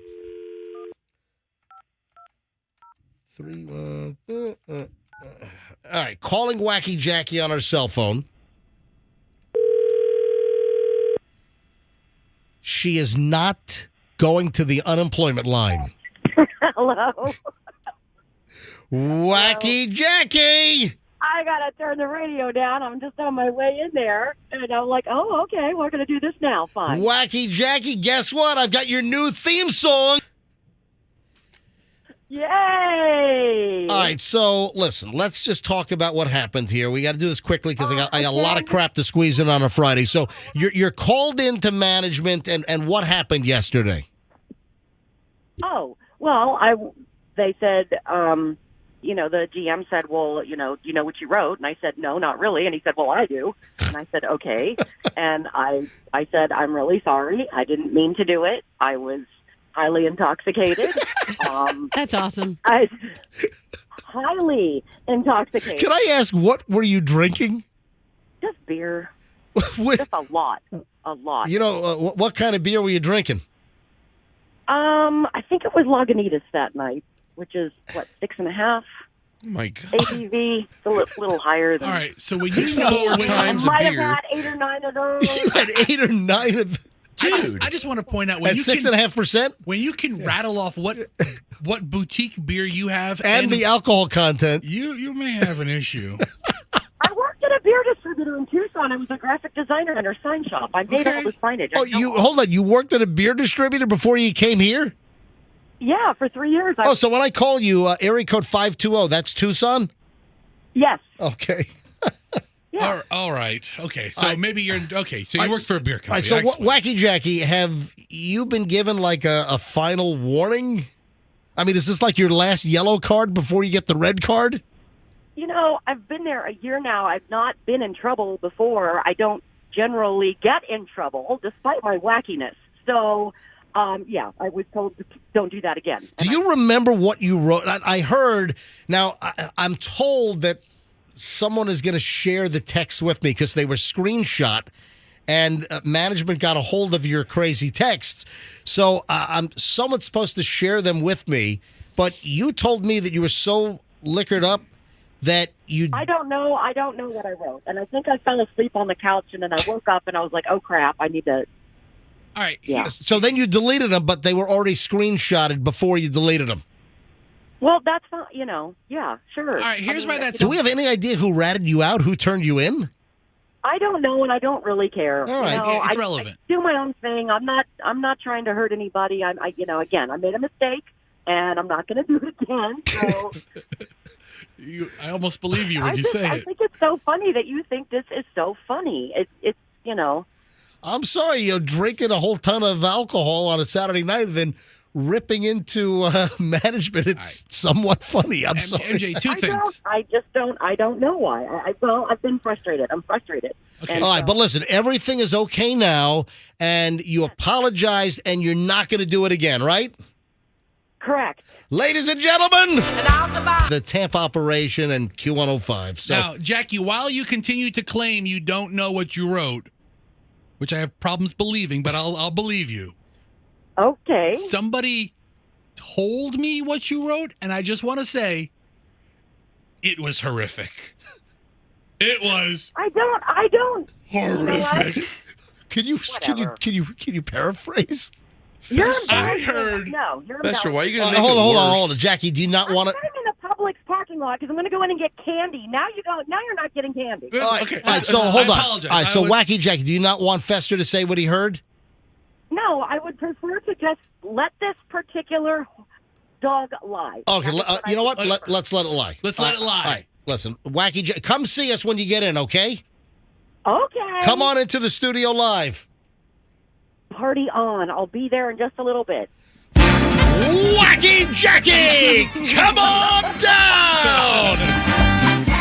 Your key pass has not been revoked. God, you're all dorks. I love you. All right, goodbye, Wacky. We'll see you in a bit. Look at that. See, what Jackie doesn't realize or can't appreciate yet because she's too close to it is our meddling in this situation did nothing but help. That's true. It did nothing but help. I went to Ron. Yeah. Us providing levity in all of this. I went to Ron and I said, come on. She got a little hammered. All right. Yeah. She does great work. We love her on the show. And I went to Ron, our new general manager. And I spoke to Rick, our new operations manager. I spoke to the cleaning lady that doesn't speak English. She's like, no. So, I kind of intervened. I don't know if that had any effect. Well, I threatened to quit if they fired Wacky Jackie. So maybe it did.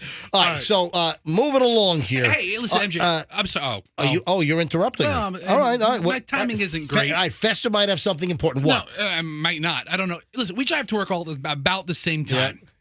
In the mornings, do you ever see a white van on Interstate 275? This is like 5:45 in the morning that has it's like a white Sprinter van, like a Mercedes Sprinter van, and it has California closets on it. Have I ever seen a California closets van at 5 o'clock in the morning? Have you ever seen any of us? All four of us. We all five are Andrews. You know what? I might have.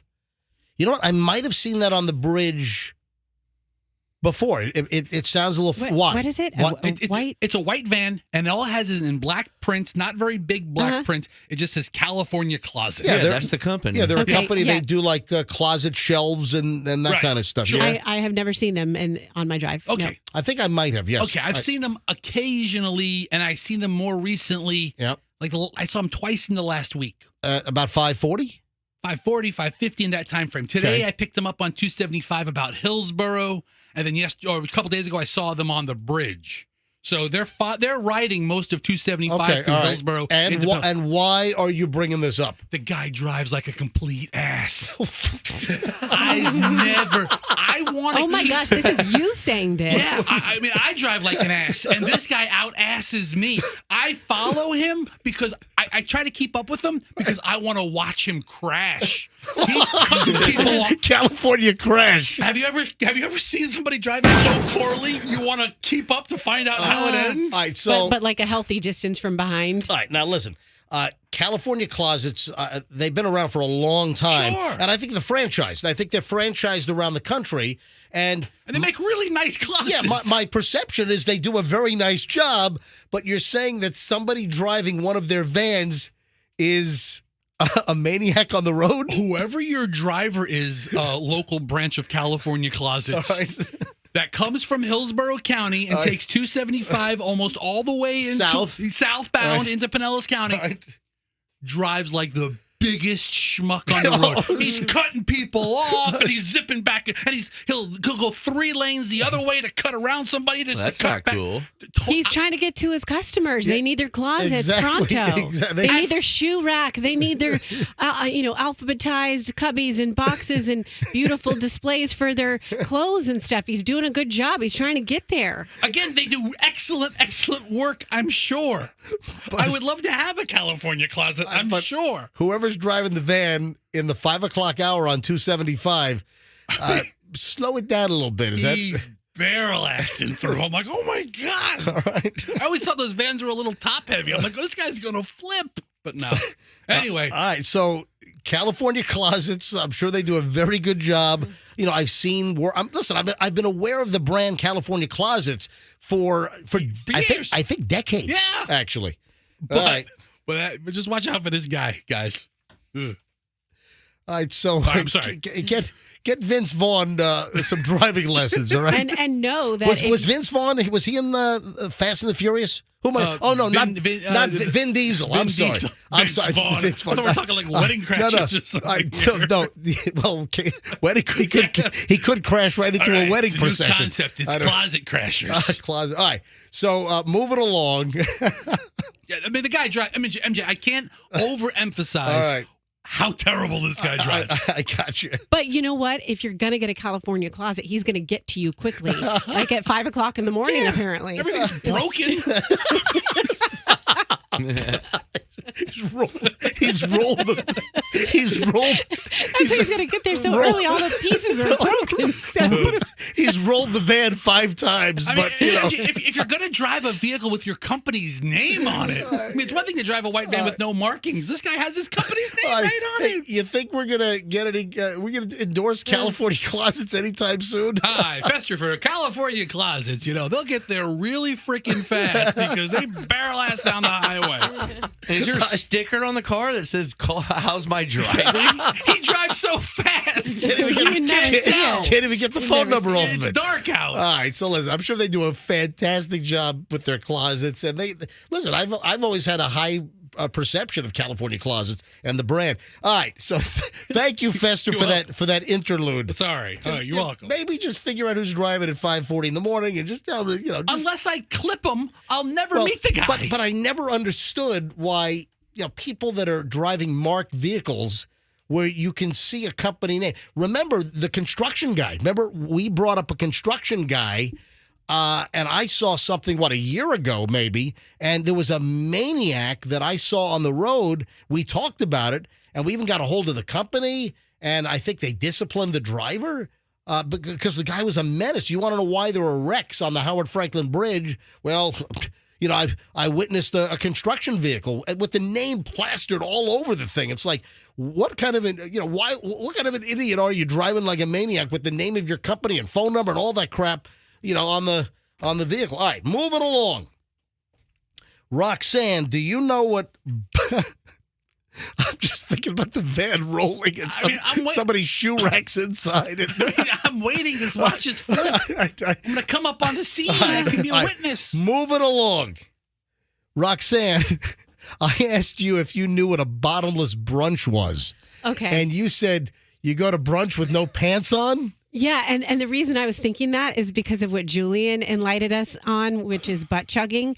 So then you wear no pants to brunch, so now and then you have your mimosas. Now you're really took that down a dark hole. Now, jeez, don't. Why'd you say that? All right, so even worse. So bottomless brunch and butt chugging, that takes that to a whole new level. Yeah, it really does. No, the reason why I bring this up, I saw a story. This is a New York Post, and the headline just caught my attention.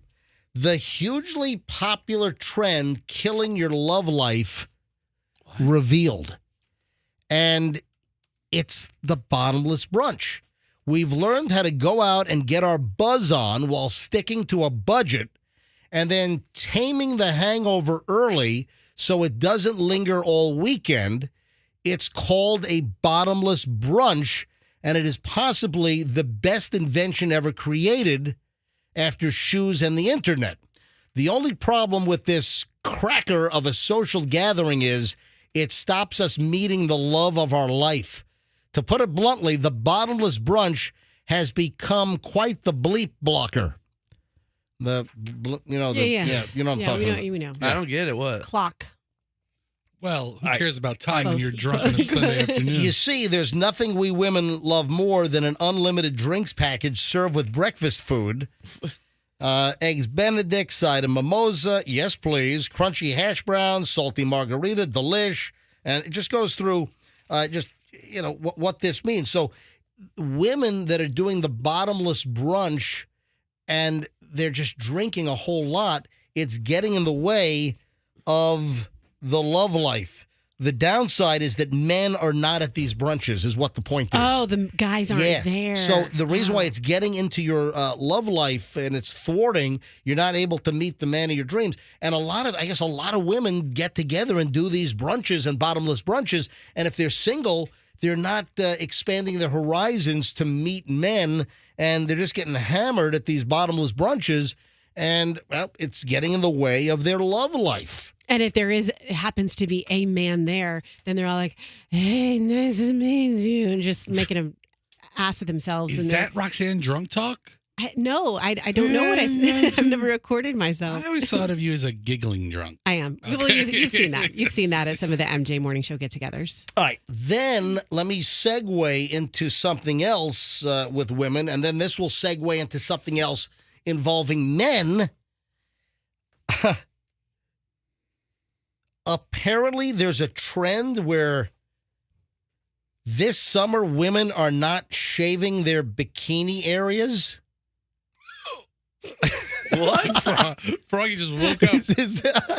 Hey, Froggy. What? I'm not making this up. Women aren't just burning their bras. In 2023, they're breaking up with their waxers, throwing out their razors. A trend has emerged online of women rallying against the idea that they have to hide the the hair down there at the beach. And there's a whole bunch of like social media pictures, and I guess there are groups popping up where women are posting, essentially. I know, we can picture. Yeah, I mean, guess you're just everything poking out, and it's like the bikini bottoms on, and I'm a fan. Tell me where I can follow that Instagram page. And I guess if you've participated in laser, then you're just bleep out of luck. You can't participate in this new trend. Wow. Sorry, girls. So have you heard about this trend of women? First time is right now from you. I don't know if this is set up. I don't know if this is just invented, but I'm looking literally at pictures apparently collected online of women, and they take pictures of their, below the waist, and they're wearing a bikini bottom, and pokey. Looking like Ed Sheeran is poking out, well, it depends on the hair color, but but have you ever heard of this trend? No, but where are the pictures? You want me to hand you the pictures? Where are they? God. All right, I got them right here. I'm going to hand you the pictures right now. All right, here's.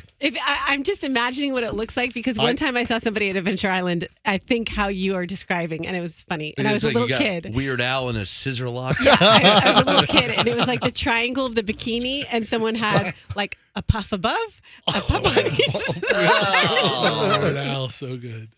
All right, here are some pictures, and I just held them up to MJTV. Of course, we're on TV every morning, MJTV. Go to MJMorningshow.com, click on MJTV at the top, and when we're live from 6 to 10, just click on the little graphics bar that says, Fester just brought it up. Scroll up so you can see it in color. No, keep going.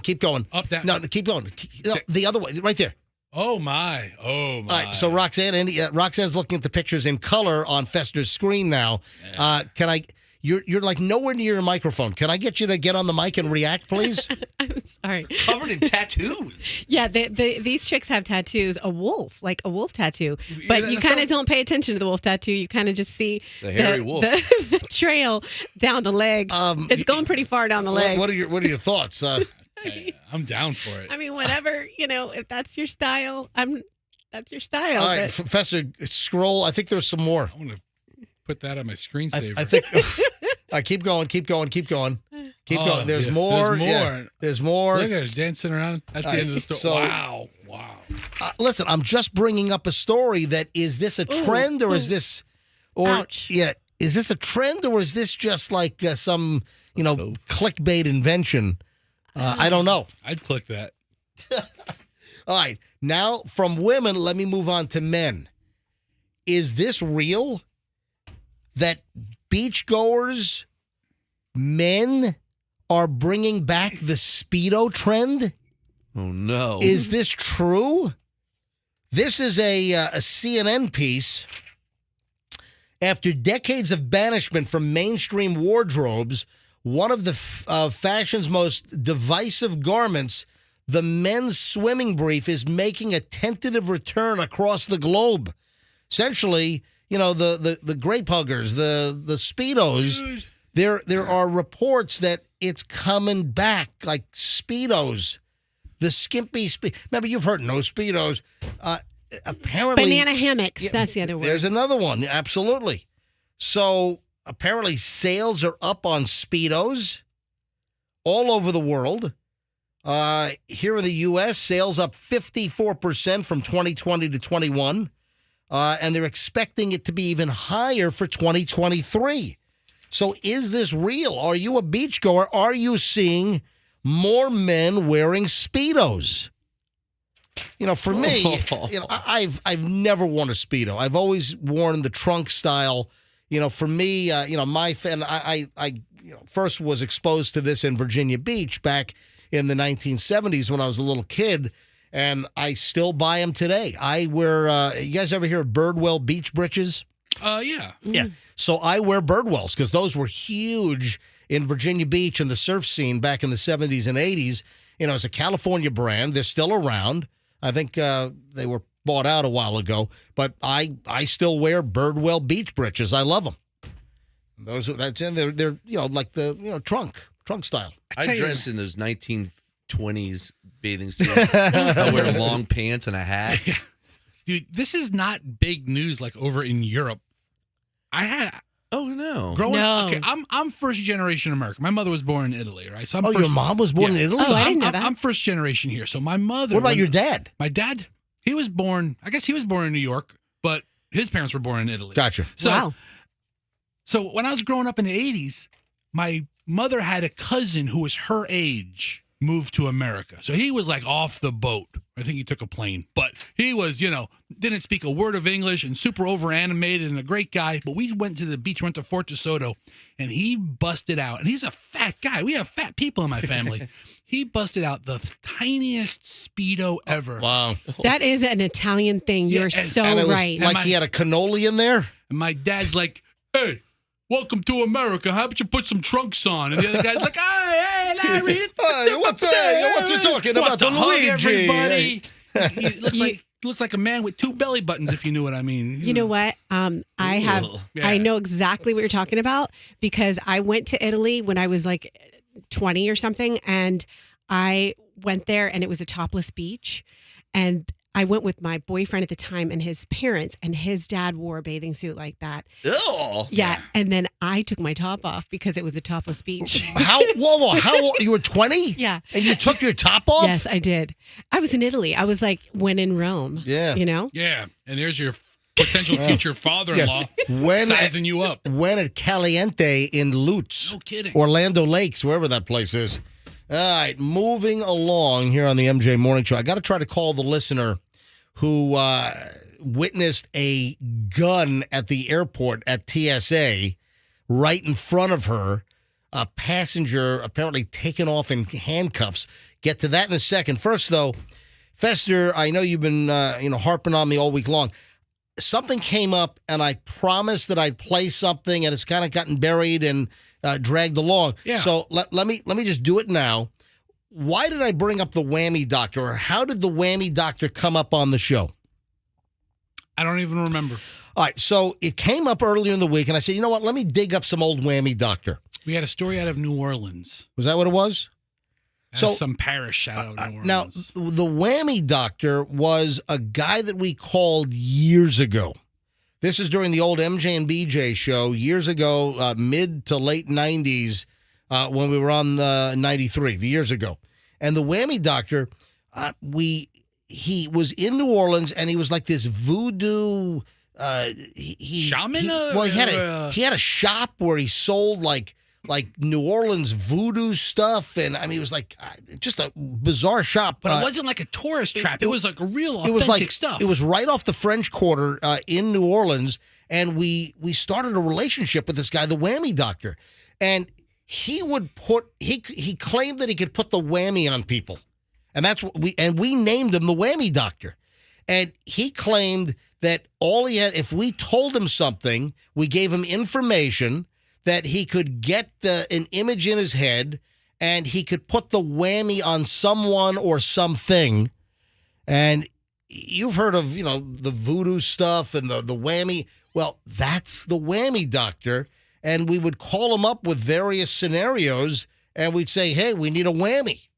So I have an old chunk from the MJ Morning Show, and this will date it. This would be 1996 because we're talking about Brooke Bennett from the 96 Summer Olympics. That was the Richard Jewell time as well, right? 96, Atlanta, right? Poor bastard. All right, so listen to this. This is the Whammy Doctor. Just how long is it? It's only like a minute and a half. This is like a blast from the past. Listen. All right, Whammy Doctor, this is a big one. Brooke Bennett swims tonight for the gold medal in the 800-meter freestyle. Whammy Doctor, I'm concentrating now on the... She won. What? Oh, yeah, she won. She won yesterday. She won the qualifying heat, and tonight... Oh. Yeah, it's all coming to it now. Tonight, she's got to swim for the gold medal tonight. So now we got to put another whammy out there for all of the people in her 800-meter event. We've got to whammy them, slow them down, We want Brooke to win the gold. Don't forget about Janet Evans. I'm gonna get that goal. Oh, especially Janet Evans. Whammy her. Whammy her. Okay. Okay, now I'm thinking I've got the picture of the Olympics and the pool in my head. Give me the phone, BJ. There you go. Okay, I've got all the images in my head. Oh, boy. Put the whammy on everybody but Brooke. All right. Okay. Let's get that. Let's get that swimmer. Let's get that goal. Now, come on now. Come on now. Get that swimmer. Let's bala, bala, la, bala. Oh, Ooh, whammy doctor, she's going to win the gold tonight, right? Oh, yeah, did get that goal. Yep, she's going to get the gold. It's done. This is Olympic gold medalist Brooke Bennett, and you're listening to MJ and BJ on 93.3 FLZ. Look at that. All right, so she won the And gold. she won the gold. It worked. 800-meter freestyle. She that came in night. this. Remember, she brought in to our old FLZ studios back in the day. Of course, we're on Q105 now. What a whammy. But she came in with the gold medal and everything. What a whammy. Yeah. And then, hey, there's one more cut. This is on the MJ and BJ Crotchety Christmas CD, the first one, because we did Crotchety Christmas 1, Crotchety Christmas 2. So we did like 7 CDs altogether. Did you pay for the rights to play that Olympic music on that CD? I don't think so. Okay. Listen, these CDs, hey, folks, riddled with illegal. These CDs built my house, all right? Wait till all the copyright infringements come through. Yeah, from 1996. Hey. All right. So, also, that was just the timpani. That was not the Olympic thing. Mm-hmm. All right, so, hold on. There's another cut on here. Cut 14 on the CD is Whammy Palooza. So, I'm thinking this is like a quick cut of different whammy stuff. Let's listen to this as well. And now, for your at-home listening pleasure, we've taken all of the Whammy Doctor's whammies and kind of put them together. Oh, this should be soothing and relaxing. In fact, we call it Whammy Palooza. Whammy, whammy, whammy, whammy. Yes, more. Go on.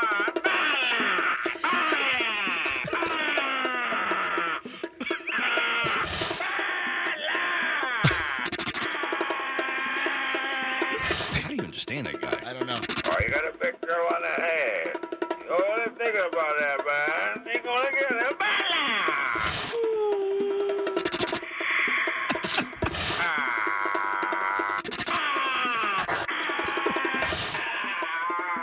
Come on now.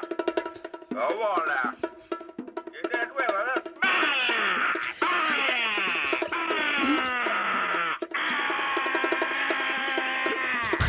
Whammy Doc, you didn't pull a nut, did you? So, now, Roxanne, did you ever hear the Whammy Doctor back in the day? You know what's funny? I heard that exact whammy, the first one that you played about Brooke. You heard I that, one originally? live. Back in 96? I remember hearing that, yes. When she was driving to kindergarten, right? You were in first grade, I think. I was riding in the back seat in a booster seat. Yes. China. Look at that. Maybe not. All right. Maybe not. I'm going to try to call so that's the Whammy Doctor from way back in the day. It came up, and then Fester said you ought to play some, and I said I would. You said it during the day. We talked about something to do with New Orleans. I don't remember the story. You're like, I should bring back the Whammy Doctor. You didn't do it Tuesday. Then you didn't do it Wednesday. And I'm like, and I got a couple of mentions about it. Like he passed away. I think like early 2000s, mid 2000s, we found out that he passed away. So he's no longer with us. So, bala, la, la, la, la. Whammy Doctor, rest in peace. Rest in peace. That's right. What time is it? Holy, it's 8:24 already? It's Friday. It's flying. It is. Well, listen, it's the long chunk of the MJ Morning Show. It's our hour and 20-minute nonstop block, man. Don't forget, coming up in less than an hour, between 9 and 9:20, I'm going to give you the next MJ Cash Stash song of the day. What's it going to be? We'll tell you coming up between 9 and 9:20. You listen for the song to play after we tell you what it is. Coming up between 9 and 9:20. It'll play sometime today before 6 o'clock. And when you hear it, be the 7th caller, you win $1,000. We are blowing out $1,000 like it's going out of style. We've already given away $4,000 this week, Monday, Tuesday, Wednesday, Thursday. Cheryl, Wesley Chapel, Amanda St. Pete, Stephanie and Lutz. Yesterday was Alex and Bradenton. Today, it could be your $1,000. Then we'll do it next week, the week after. We're giving away tens of thousands of dollars. This is local only. This is only Q105 listeners. This is not one of the national contests. You're only playing against listeners here in the Tampa Bay area. So what's the next song going to be? Listen between 9 and 9:20 coming up in just a bit, and then listen and then call in. Good luck. The gun story. Let me see if I can get Misty on the line. Misty sent me a note. Yesterday we flew out of Jacksonville, and my pre-check expired, so I had to go through the regular security line. The guy in front of me had a gun in his bag. That's so good. It didn't happen at Tampa International. It happened at Jacksonville. So I'm guessing maybe Misty's an old Jacksonville listener when we were syndicated to a number of stations, back with our first MJ Morning Show run. So the guy in front of me had a gun in his bag. He said he forgot it was in there. He got taken away in handcuffs. I know that you carry. Can you think of any circumstance where you forget your gun is in your bag? I can't, and if he can forget that easily, maybe he shouldn't have a gun. Unbelievable, Misty. So Misty sent me this as a direct message on Instagram at Certified MJ Radio, my private Instagram. So I sent her a message back, hey, can we call you on the show? And she said, sure. I'm in Central Time right now, so she must have left Jacksonville. She's now in Central Time. And I did not see a response back, but she did send me your phone number. So let me see if we can get a hold of Misty and play Misty for me. 241. All right, calling Misty. Hopefully she picks up. Can you imagine the guy in front of you at TSA at the security checkpoint has a gun in his bag? That'll shut things down. Yeah, so he did not catch his flight if he took him away in handcuffs. No, nope. Good morning. Misty, MJ, and the crew calling you live. Thanks for picking up. Good morning, everybody. Are you listening online by any chance? I am. All right, so there's a little bit of a delay, but you might have heard me start your story, right? Yes. So what happened? I mean, the guy in front of you, this is at Jacksonville Airport. Was this yesterday? It was Wednesday. Wednesday. Like, it was around 5 p.m. So 5 p.m., Jacksonville. And what did you sent me? Did you also mention that that's right. Your TSA pre-check expired. So you had to go to how'd you let your TSA pre-check expire? It's my husband's fault. See, I have a calendar. I keep track, and it'll warn me like 6 months prior. Oh, see, he didn't tell me that. But Yeah. he said, yours is expired. I couldn't get it renewed. Yeah, I keep track of the whole family. I've got Michelle, myself, the kids, so I know when all our pre-checks are good through. And all right, so your pre-check ran out, so you're in the regular security line. And tell us what happened. Okay, so we had to put all our shoes and everything in the buckets, and then we moved down, and they're looking through everything. Because when you're pre-check, first of all, like at Tampa International, pre-check is a breeze. I mean, I go through it's like sometimes there's even nobody in line. I'm looking at this whole line of schmucks, and I'm like, hey, guys, spend $85 a year, whatever it is. It's $85 for like 5 years. It's not even a year. It's like for 5 years. I'm like, look at all the schmucks in line, and they can get pre-check and just breeze right through. And you don't have to take your shoes off. You don't have to take your laptop out of your bag. All right, so what happens? So we're waiting there. He's kind of, I went towards where the buckets come out, and he was kind of hovering up towards where the lady or the people watch on the TV or screening.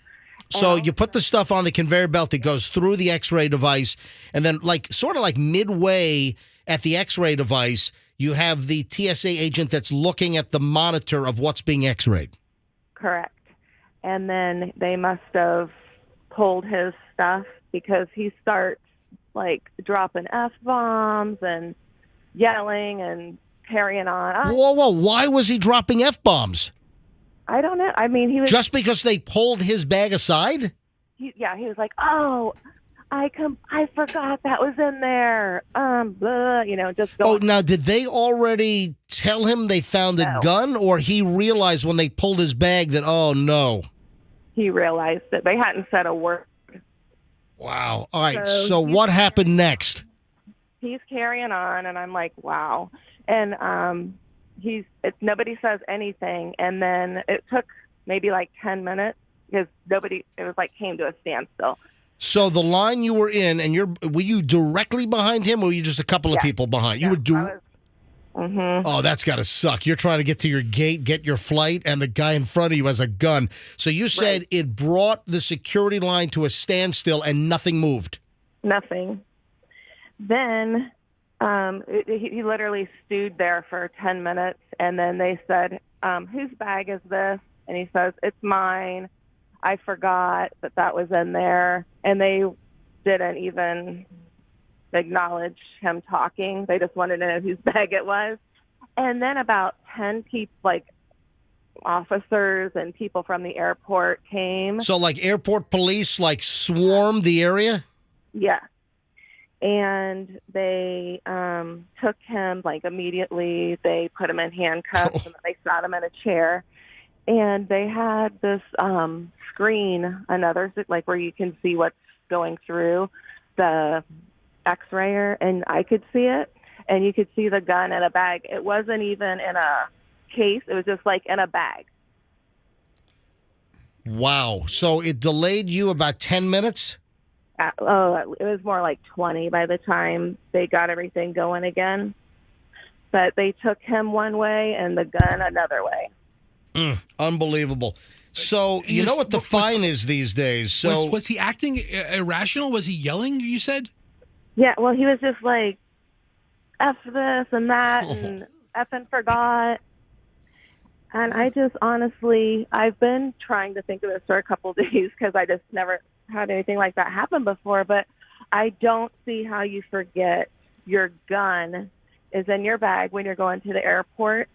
I can see you forget some scissors, nail clippers, whatever, but a gun? Yeah. I don't. I 100% agree with you.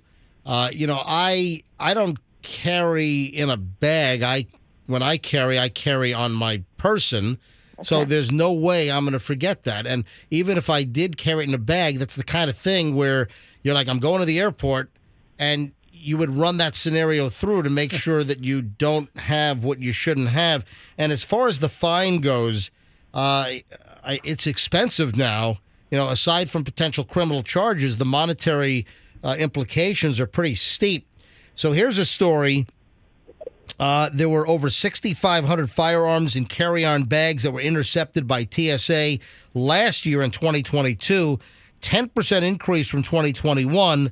As a way to prevent and reduce the firearm threat to airports, TSA has increased its civil penalty to a maximum of $14,950 for any person who violates the airport firearms regulations. Oh, man.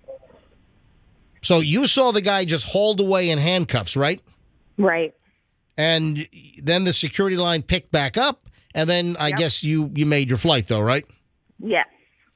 Wow, that must have been, your jaws dropped. You're like, oh my God, what is happening in front of us? And for you to you saw the gun. How were you able to see the TSA screener's X-ray screen? It wasn't that actual one. They had one down towards the end of the counter. I think they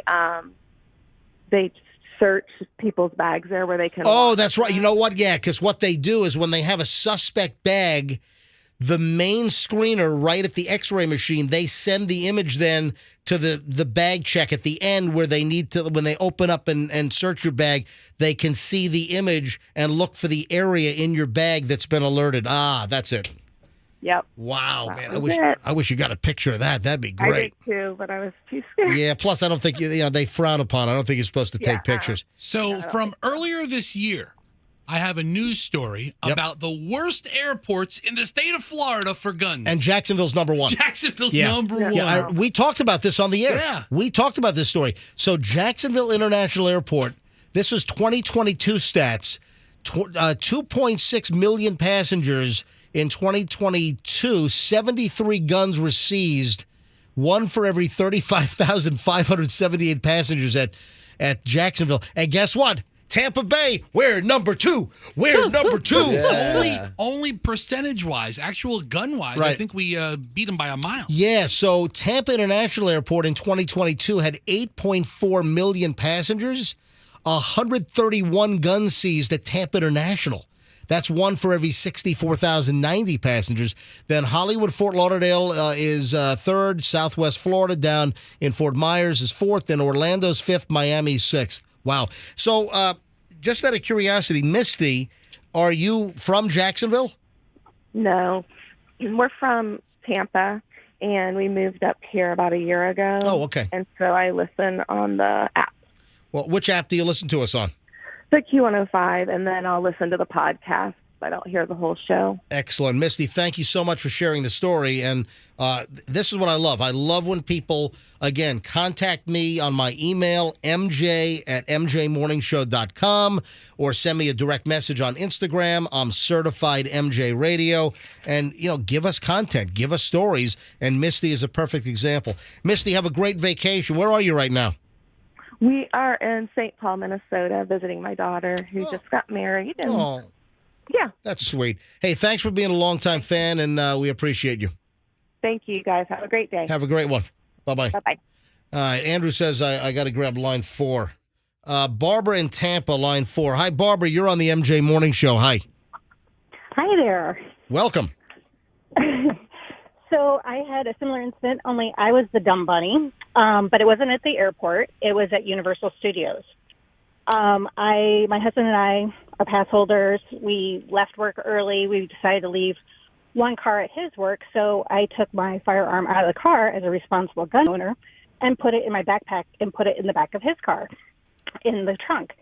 So when we went to go into Universal, I'm like, oh, I'll take my backpack, put our little water bottles in, all that stuff. We go through the line, and as we're going through, my husband and I are waiting, and the look on the security guard's face was like his jaw dropped. And I looked up, and we looked up, and you could see the gun. And my husband's like, supervisor. I'm like, oh my God, I totally forgot. Yeah, there's nothing illegal about that. That's just private property. They can say, hey, you can't come in with a gun, which they probably did. So how long ago was this, Barbara? It was probably about 2 years ago. All right, and it's been a while. I have not been to Disney or to Universal. I haven't been to Busch Gardens in quite some time. When the kids were smaller, we would go to those places more regularly. And when I went, they never X-rayed. They would do the bag check. Like you go to Disney and they open up your bag, like my wife's purse or whatever, and they have a stick and they got a little poker and they're poking around. And now everybody gets electric check. So or it goes to the security. So you go. So now they're putting your bag on an X-ray belt. Oh yeah, it's an X-ray belt, and it's at the main entrance. It's if you stay at the resort. It's every point of entry. There's an X-ray. All right, because I'm going to tell you right now, post 9/11.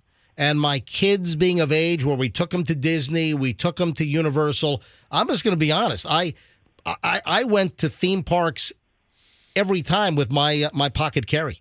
Because they didn't search you back then. They checked bags. They had a little table and they're using the stick and they're looking through.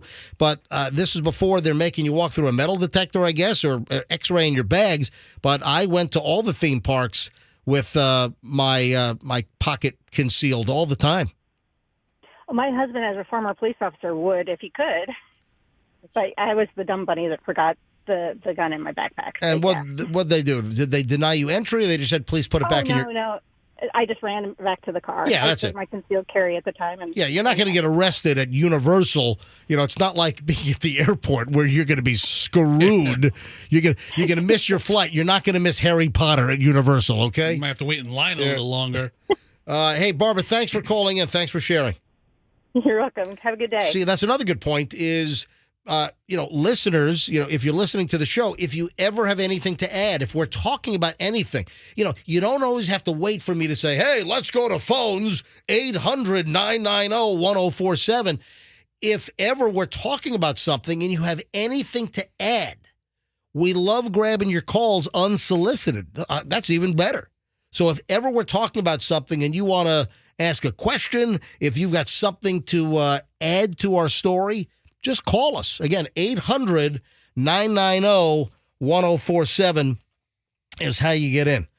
Roxanne, you haven't talked in 30 minutes. What do you? Because what do you, this is You've been on the phone What for are you- 30 yeah, minutes. you've been talking on the phone this entire time. all I've been right. talking. Well, I've actually done, probably, I don't know, 50 communication texts Whoa. while you've been having your one conversation with one busy. person. But I've talked with 50. 50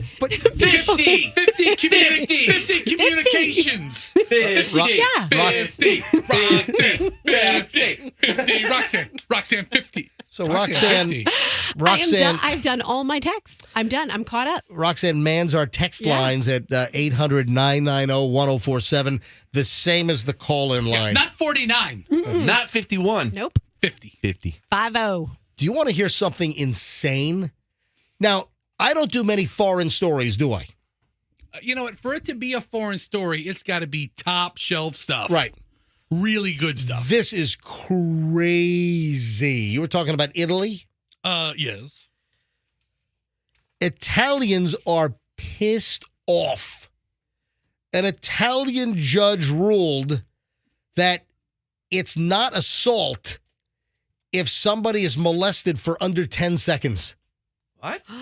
What the hell? Oh, man. Again, why Italy is the greatest country. What is wrong with you? I would love to be groped for 9 seconds. What is wrong with you? I will tell you, when I went to Italy, I've never been molested so much with stares from people. Yes, stairs.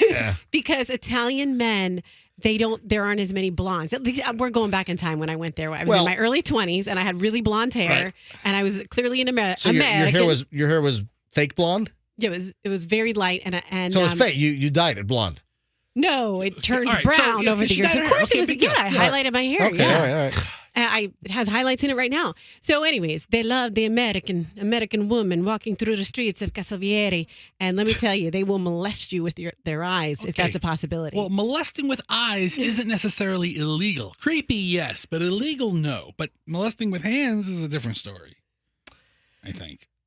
I was last in Italy with the family I'm scrolling through my camera roll. So 2021, last summer was 22.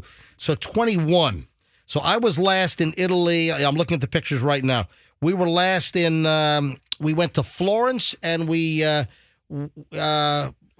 on the island on, right off, Sicily? No. Which island? My God, what? Oh. What's going on? I got to go to my map. You don't need to go to your map. No, I'm blanking out. You No, could just say Italy. it's going to drive me crazy. Hold on a We have minute. a commercial coming up in like 5 minutes. Well, hang on a minute. Hang on. I got Go the to map right. MapQuest. It's right here. What are you looking for? Italian island off of Florence? And the Big Island. What the? Why? My I brain don't is know. spazzing out. Well, it's not Sicily. What the hell's the matter with me? Is it? Sardinia. Sardinia. Oh my God! I couldn't fit for the life of me. I couldn't. I mentally blocked. Yes. So the island named after the fish. in the summer of 21, we were in Sardinia and Florence with the whole family, and I noticed numerous times the Italian guys like staring Chloe up and down, staring Michelle up and down, and making the comment. They're not shy. They'll just make comments in Blurt it out. Italian like. Yeah. I don't know what they're Mamma saying. mia. Yeah, whatever. But this is insane.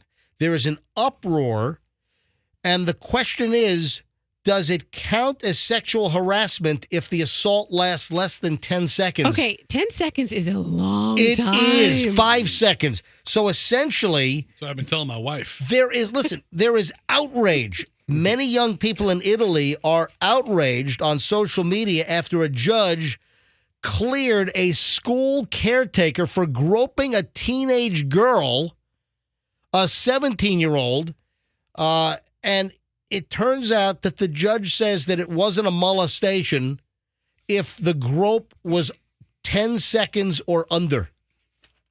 Under 10 seconds. So then what is it? What? It's just nothing? I mean, so there are protests, and you've got Italians, like a lot of the young Italians, like the teenagers, the 20s and 30s. They're going on social media, and they're doing pictures of them groping themselves and then posting it in protest on social media. But is that not nuts?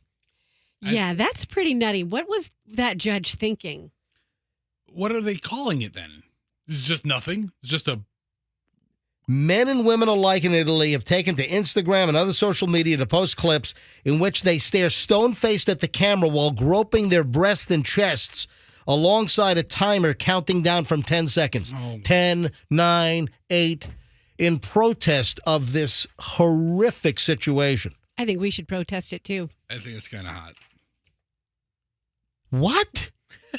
I mean, The if you're protest? What are you doing?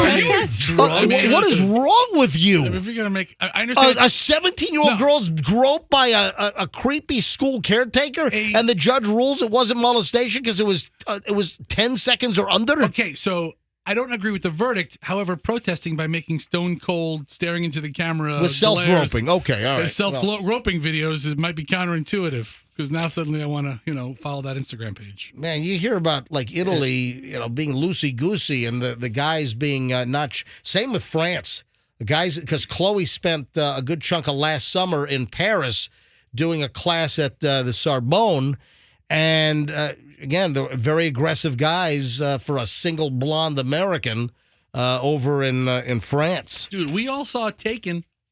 We all saw Liam Neeson. I'll find you. And I will kill you. That was in Italy. That was France. Yeah. Okay, France. Yes. Let me take a quick break, man.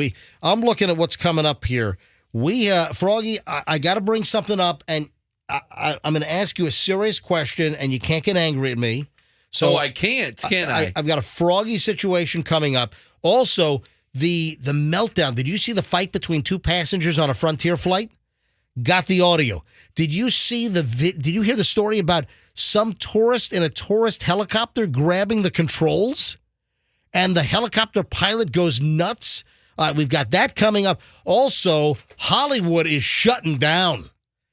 The strike is on with the actors now. So Hollywood totally shut down with the actors on strike joining the Writers Guild on strike. So nothing's going to happen. So what does this mean for the upcoming fall TV season, your favorite streaming shows, movies going forward? Hold on. We're going to get into all of this and a whole lot more. Plus, in the next segment, it's 8:47 now. In minutes, we're going to give you the next Cash Stash song of the day. So that's coming up in minutes here on the MJ Morning Show. What's the new song? We'll tell you what it is, and then you listen all day before 6 guaranteed. And if you're the 7th caller, when we reveal what the song is, and then you hear it played later on, you'll win $1,000. So we got the revelation coming up in minutes here on the MJ Morning Show on Q105. Stand by.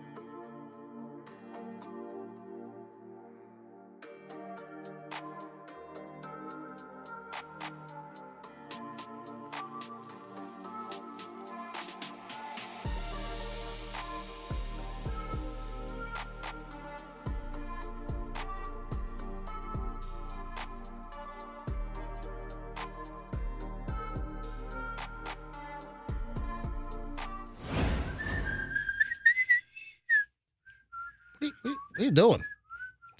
That's you're ruining the show.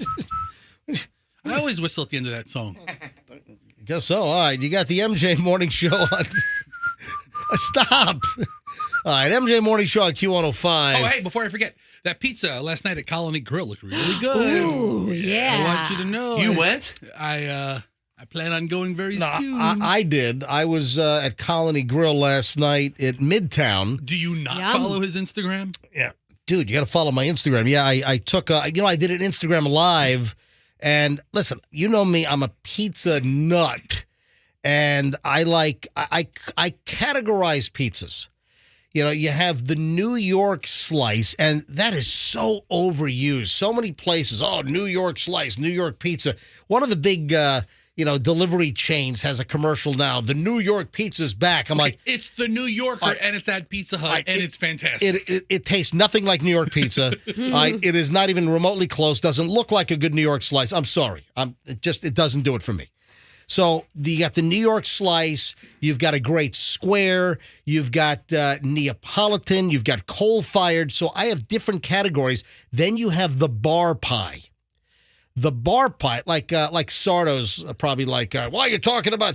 Sardo, we're going to have you in soon. I love Sardo's. Sardo's Pizza, which is on Ulmerton in Largo, right across from the big sheriff's office building in Pinellas. Sardo's is a great New York slice. Great New York slice. And I'm sure Sardo will bring us pizza soon. So Colony Grill, which, by the way, I think a lot of folks, if you're not from Connecticut, they're from Stamford, Connecticut. If you're not from there, you'd never know. Oh, right. The home of WWE. Right. Well, that's right. Titan Towers. Right off of I-95. You see the WWE headquarters. But Stamford is home of the Colony Grill, and they've been around since, I think, the 1930s or something. Long time. And it's a thin, crispy bar pie.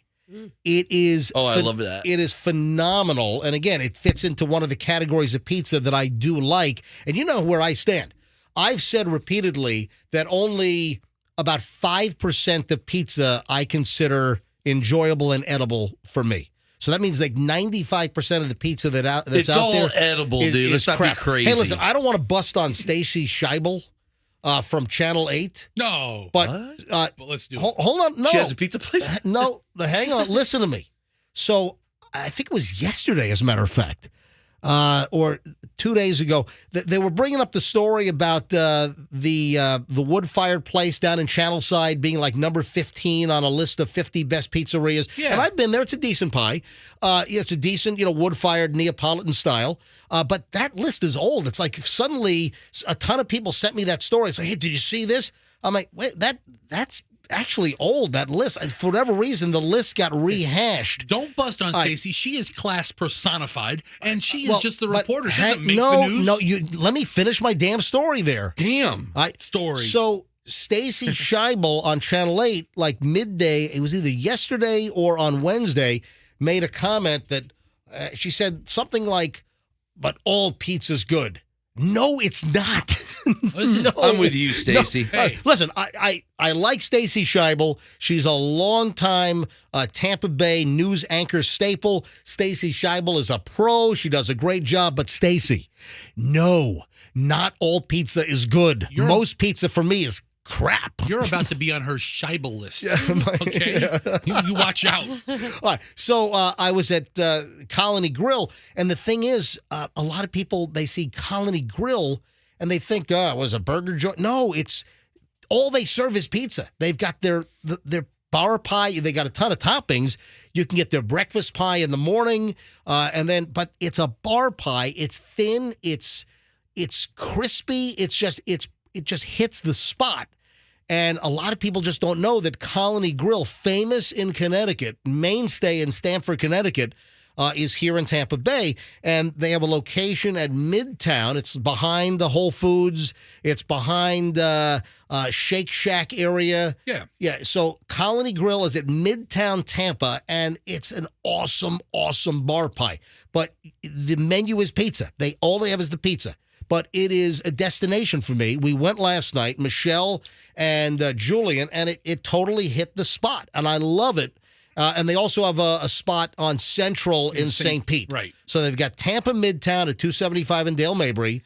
And they've got St. Pete, and it's called Colony Grill. And I want to see them do well in the Tampa Bay area because, man, when I get a craving for that bar pie, I got to have it. Like last night, I walked the dogs, and I said, Michelle, let's go. We're going to Colony Grill. It was just an instant decision last night. So I took a video. I did an Instagram Live, and it is posted on Certified MJ Radio. So if you want to see what the thin bar pie looks like, go to Certified MJ Radio on my Instagram, and you can see the video I shot in the restaurant last night. Oh, and Sardo, where are you, buddy? Oh, you know what? He was in Italy. Sardo said that he was going to come. Let me see if he'll pick up the phone. Hang on a minute, because, Sardo's a different pizza. Sardo's a New York slice. Why you got to be a chooch? Yeah, Fester's giving me the looks because, Fester's got a personality conflict with Sardo. Sardo has a personality conflict with himself. I got a minute. 727. He reminds me of the old Tony Soprano used to be on the show for Words from the Street. Him and Fester didn't get along very well. You never get along with really Italian guys. Yeah, Sardo's he gets along with you. Sardo's got to bring us pizza next week. He's half Italian. He's got the New York slice going on. The lower half. I don't know if he's going to pick up. Froggy just referenced something. What did he just reference? Remember Hoover had a buddy who was a former New York cop, and we did a segment with him. New York Lessons from the Street. Oh, that. Tony Soprano's Words from the Street. Lessons, whatever we had. And I remember that. And it was such a dud of a segment. I lay into the guy, and then he wants to kick my ass. Oh, that's right. You said how bad the segment was. And then he goes, remember he hurt his back, and you said, I'll punch you in your Hey, Sardo, pick up the freaking phone, dude. Yeah, it doesn't sound like he's standing by. Yeah, I think you can let Sardo go. This is a lot of time for some pizzeria guy. First of all, I've never heard a cell phone ring this many times. Call Tony Soprano. Yeah, why is it still ringing? I don't what know. The heck is going on? I have no idea. He doesn't hang up on this guy. No, I'm going to let it ring till the end of the show. No. All right, I quit. I'll see you. I'll be back Monday. All right. Anyway, Sardo, bring us pizza next week. And, Sardo's a New York slice. Moving along. I teased a lot, and I don't even know if I'm going to be able to get everything in during the remaining portions of the show today, but I will try. Fester sent me an item last night, and this is Fester's dream. It's a childhood playground in Tennessee where all of the climb things are like Little Debbie snack cakes. Yes, how awesome is That's that? cute. That's really cute. In Collegedale, Tennessee. Listen, am I pronouncing it right? Collegedale, Tennessee? Because I mispronounced Sevierville or Seaverville. That's a tricky word. And like 3 people emailed me, called me a moron for mispronouncing. They say, oh, you can say Little K-Man, but you can't. I still don't know how to say Seaverville or Sevierville, or I still don't know how to pronounce it. Obviously, you've taken that very personally. Collegedale, however, seems much simpler. Yes, it does. Okay. But they unveiled in Collegedale the Little Debbie Park, and it's filled with statues replicating all of the favorite Little Debbie snack cakes. How cool is this? And are kids able to climb on like the Christmas tree coated cookie and the oatmeal cake? I will eat an oatmeal. I will eat that oatmeal cream pie display. Did you see that? They have. It looks edible. That's my favorite. They have a legitimate playground, but they also have like statues of Little Debbie snack cakes, Little Debbie treats. Wow. I am just grateful that Tennessee has stopped making parks after Confederate generals, and now they're making parks after delicious snack cakes. Out of little girls with a bonnet and a snack cake business going on. Possibly the most influential woman in the history. They should have a Lay's park or something with different chips. Yeah. Ruffles have ridges. And you slide down the ridge. No, a Captain Crunch water park. How about Funyuns? Yes. Funyuns. Oh, fun. Hey. Funyuns Fun Park. It's a Funyuns Fun Park. They put the fun in Funyuns and the fun park. Absolutely. Yes. And speaking of, and this is in Tennessee, you ought to take this is a cheap summer vacation for Fester. Hey kids, get in the car. We're driving to Collegedale, Tennessee, to go to the Little Debbie Snack Cake Park. Dude, I'll smoke some cigars like they're Swiss cake rolls, man. I love them. And speaking of playground equipment, I saw an item on ABC Action News that even playground equipment can get dangerous in the hot summer months. That unshaded playground equipment can be hot enough to scorch your kids and give them second-degree burns, Roxanne. Yeah, that's why you always have a water bottle with you when you're at the A water bottle with you when you're at the playground, and then you douse the slide with it, so when they go down, it doesn't. Or you take wet wipes. It sizzles. Yeah. When I was a kid in our playground at school, the slide was it was metal. It was metal, and it was always hot. Do you remember? Your booty. Seriously, on some of those metal slides, it would like burn your thighs. It's like mom put you on the stove or something. Those are no joke. Now you send me to a hot little Debbie park. That's a different story. Yeah. Hey, you know what, Roxanne? You need to bring one of those Hoshizaki ice machines with you to the park so you can ice down the equipment. Oh, wait a second. People are calling about pizza? People have been texting about pizza. I just Really? can't. Pizza is in the eye beholder sometimes. Pizzagate. Hey, Yeah. I'm also waiting. I'm waiting for my favorite New York slice to come back in Tampa. Skip, come on, dude.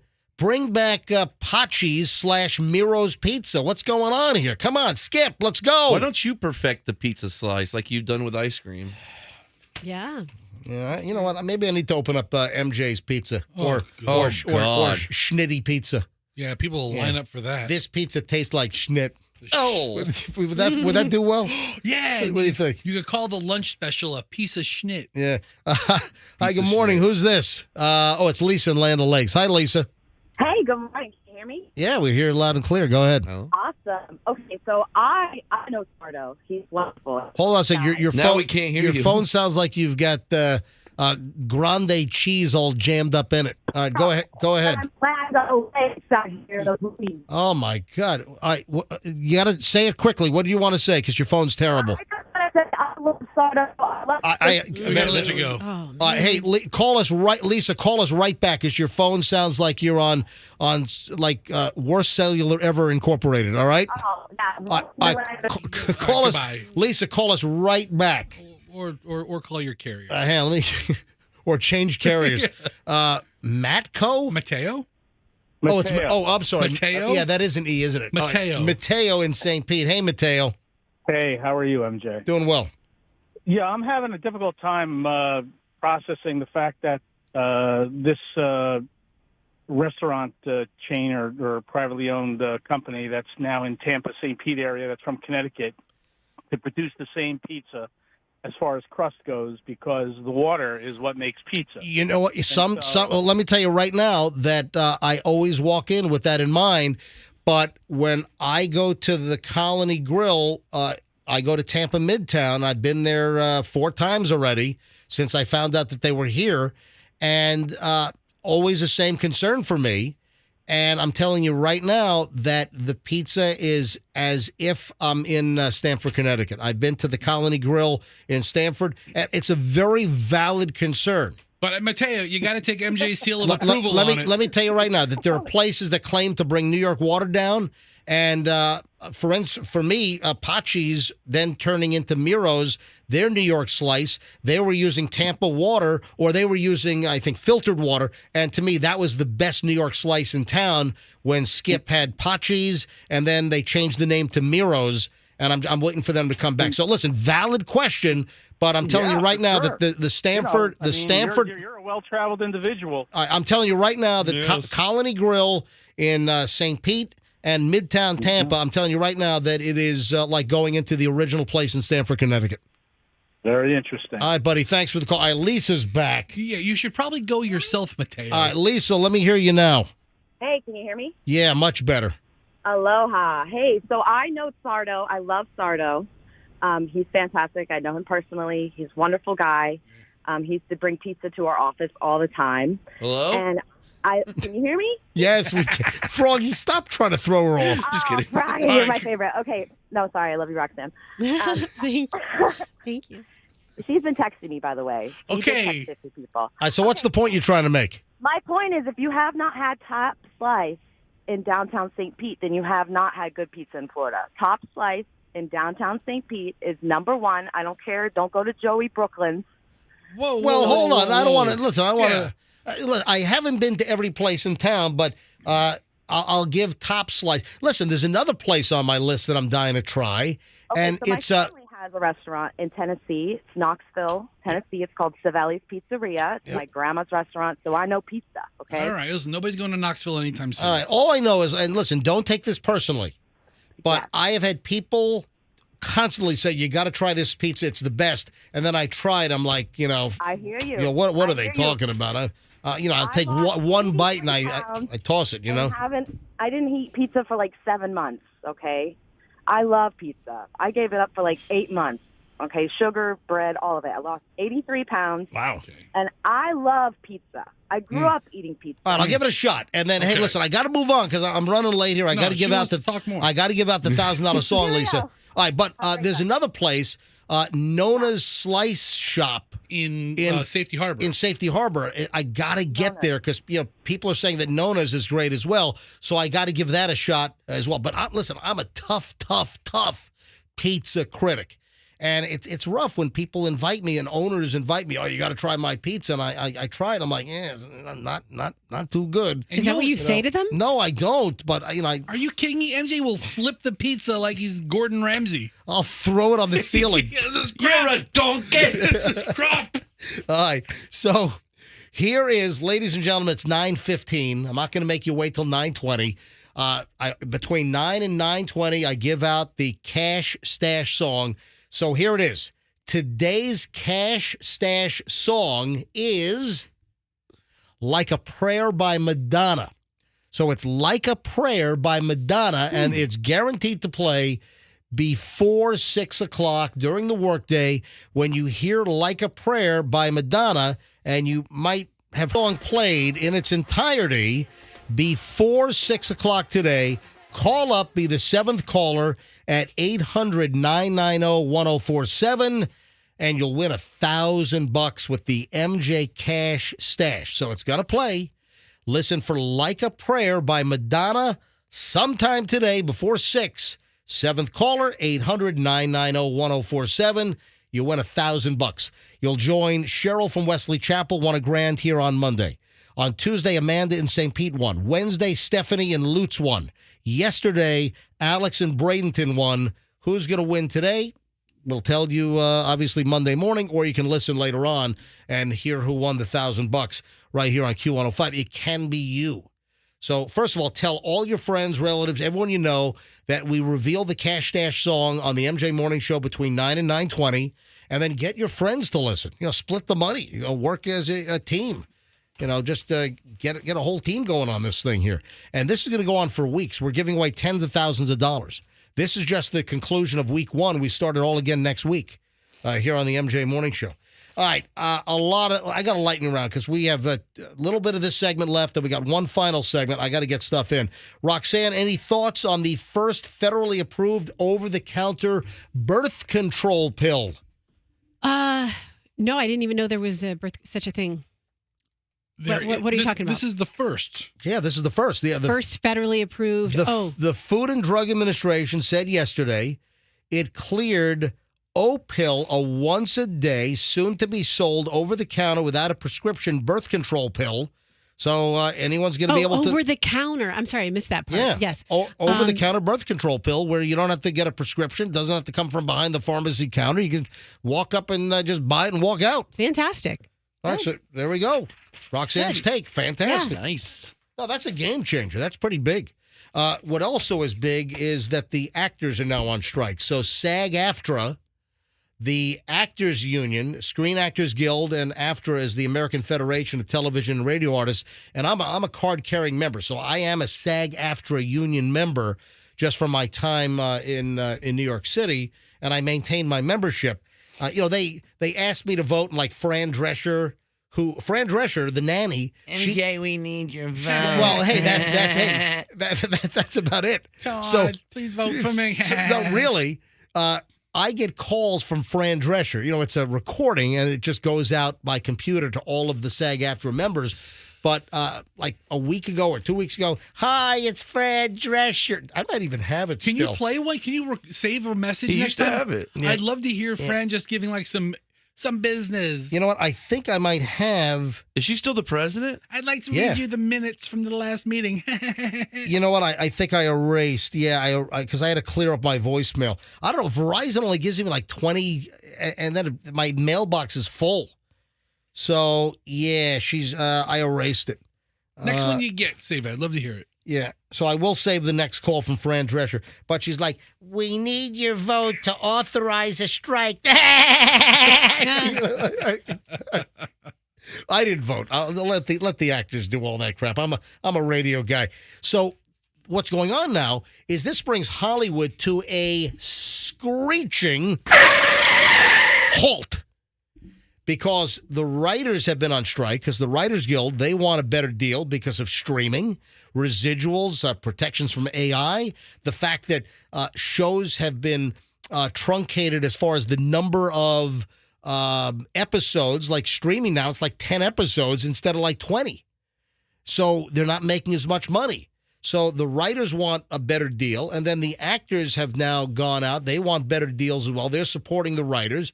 So now Hollywood, with no actors, no writers, Hollywood is at a standstill. So that means that our fall television season might be totally screwed up. Your favorite streaming shows that are in production or going into production, that we could be kind of, hosed for a while. Now, for me personally, my list of catch-up, like Yellowstone is on my list. We haven't started that yet. Haven't even seen the second season of The Bear, right? Which is supposed to be strong. I have a list of like 100 things like streaming that we haven't gotten to yet because there's not enough time in the day. So, listen, if they want to be out for a couple of years, that's fine. I got plenty to watch. Yeah, I mean, this is really a not a big impactful strike show to the common viewer. There's plenty of things out there. No, it is. It's just if you're waiting for a new season or you're waiting for fall television, this could be problematic if they don't put things back on track. But this also, with the writers on strike and the actors on strike, first time since 1960 that there's been a simultaneous strike. Do you know who the president of the Screen Actors Guild was in 1960? Ronald Reagan. It was. Are you serious? 100%. I just totally guessed Yep, that. you're 100% right. That's right. Ding. Well, I don't remember a damn thing about it. I'd stop it. Come on. So, Ronald Reagan was the president. I don't know about that. In 1960. I don't think that's true. Oh, in London. Did you see? It is true. What are you talking about? All right, I'm gonna have fact check us. Yeah, look that up. Go ahead and Google it. In London, the stars of Oppenheimer, they walked off the set. This is the new Christopher Nolan soon-to-be blockbuster, which I can't wait to see. Oppenheimer's getting me back into the movie theater for the first time in years. Oh, I'm down with OPP too, because I'm going. Getting down with OPPENHEIMER. Who's in that movie? It's Cillian Murphy, the lead from Peaky Blinders. Never saw that either. The effing Peaky Blinders. You haven't seen Peaky Blinders on Netflix? No. Oh, it's fantastic. That's why I'm looking forward to this strike, so I can catch up on things like Peaky Blinders. You got to watch Peaky Blinders. It's fantastic. Emily Blunt, Cillian Murphy, Oppenheimer's going to be tremendous. But they walked out of the premiere. They were doing the red carpet premiere, and as soon as they heard that the actors were on strike, they walked out. They walked out of their own premiere. Wow. In solidarity. How Out of about way to that? show a statement. All right. When we get back, I've got the situation on an airplane, 2 people going at it on Frontier. I got the helicopter mayhem and a whole lot more. Oh, and Froggy, I got to ask you a question, which don't get all bent out of sorts. Hang on. Don't bug me. And then you see a beach park home is sold for $12.35 million. All that just to go to Jefferson in a couple of years. Oh, man. Will you stop? Out of the plant district. Jefferson's is a good school. Say no to 3. All right, hold on. Back in a second.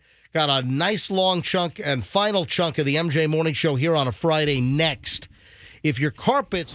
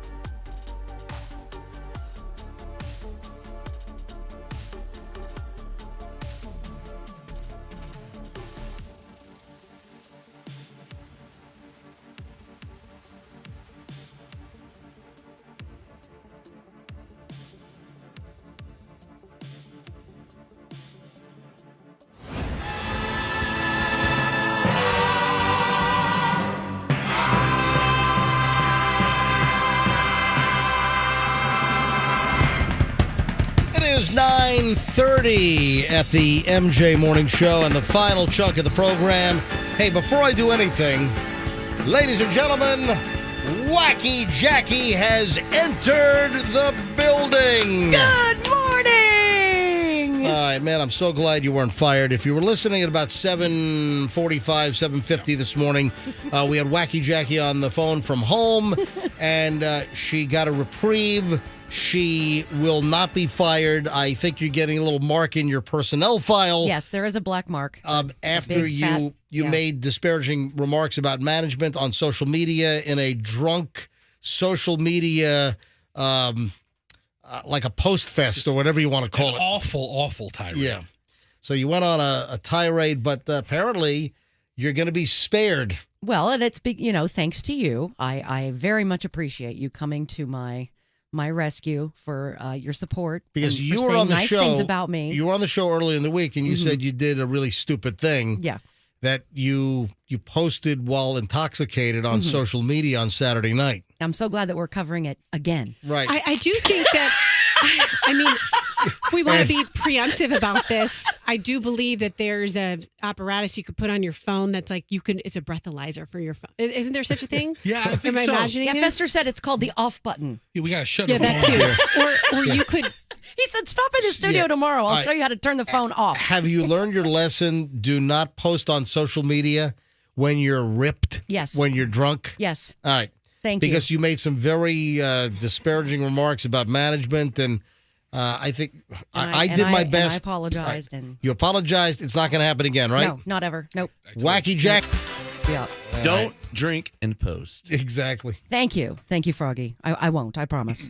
And tomorrow night I'm going to go see Boy George. I'll tell him that y'all said hi. Well, please do. Absolutely. Yeah. Thank you, Wacky Jackie. Have an awesome weekend, you guys. I love you. You too. you. All Will they right. have melted candle wax down his head? Dripping down his head. Probably. Frontier Airlines freak out. Did you see this?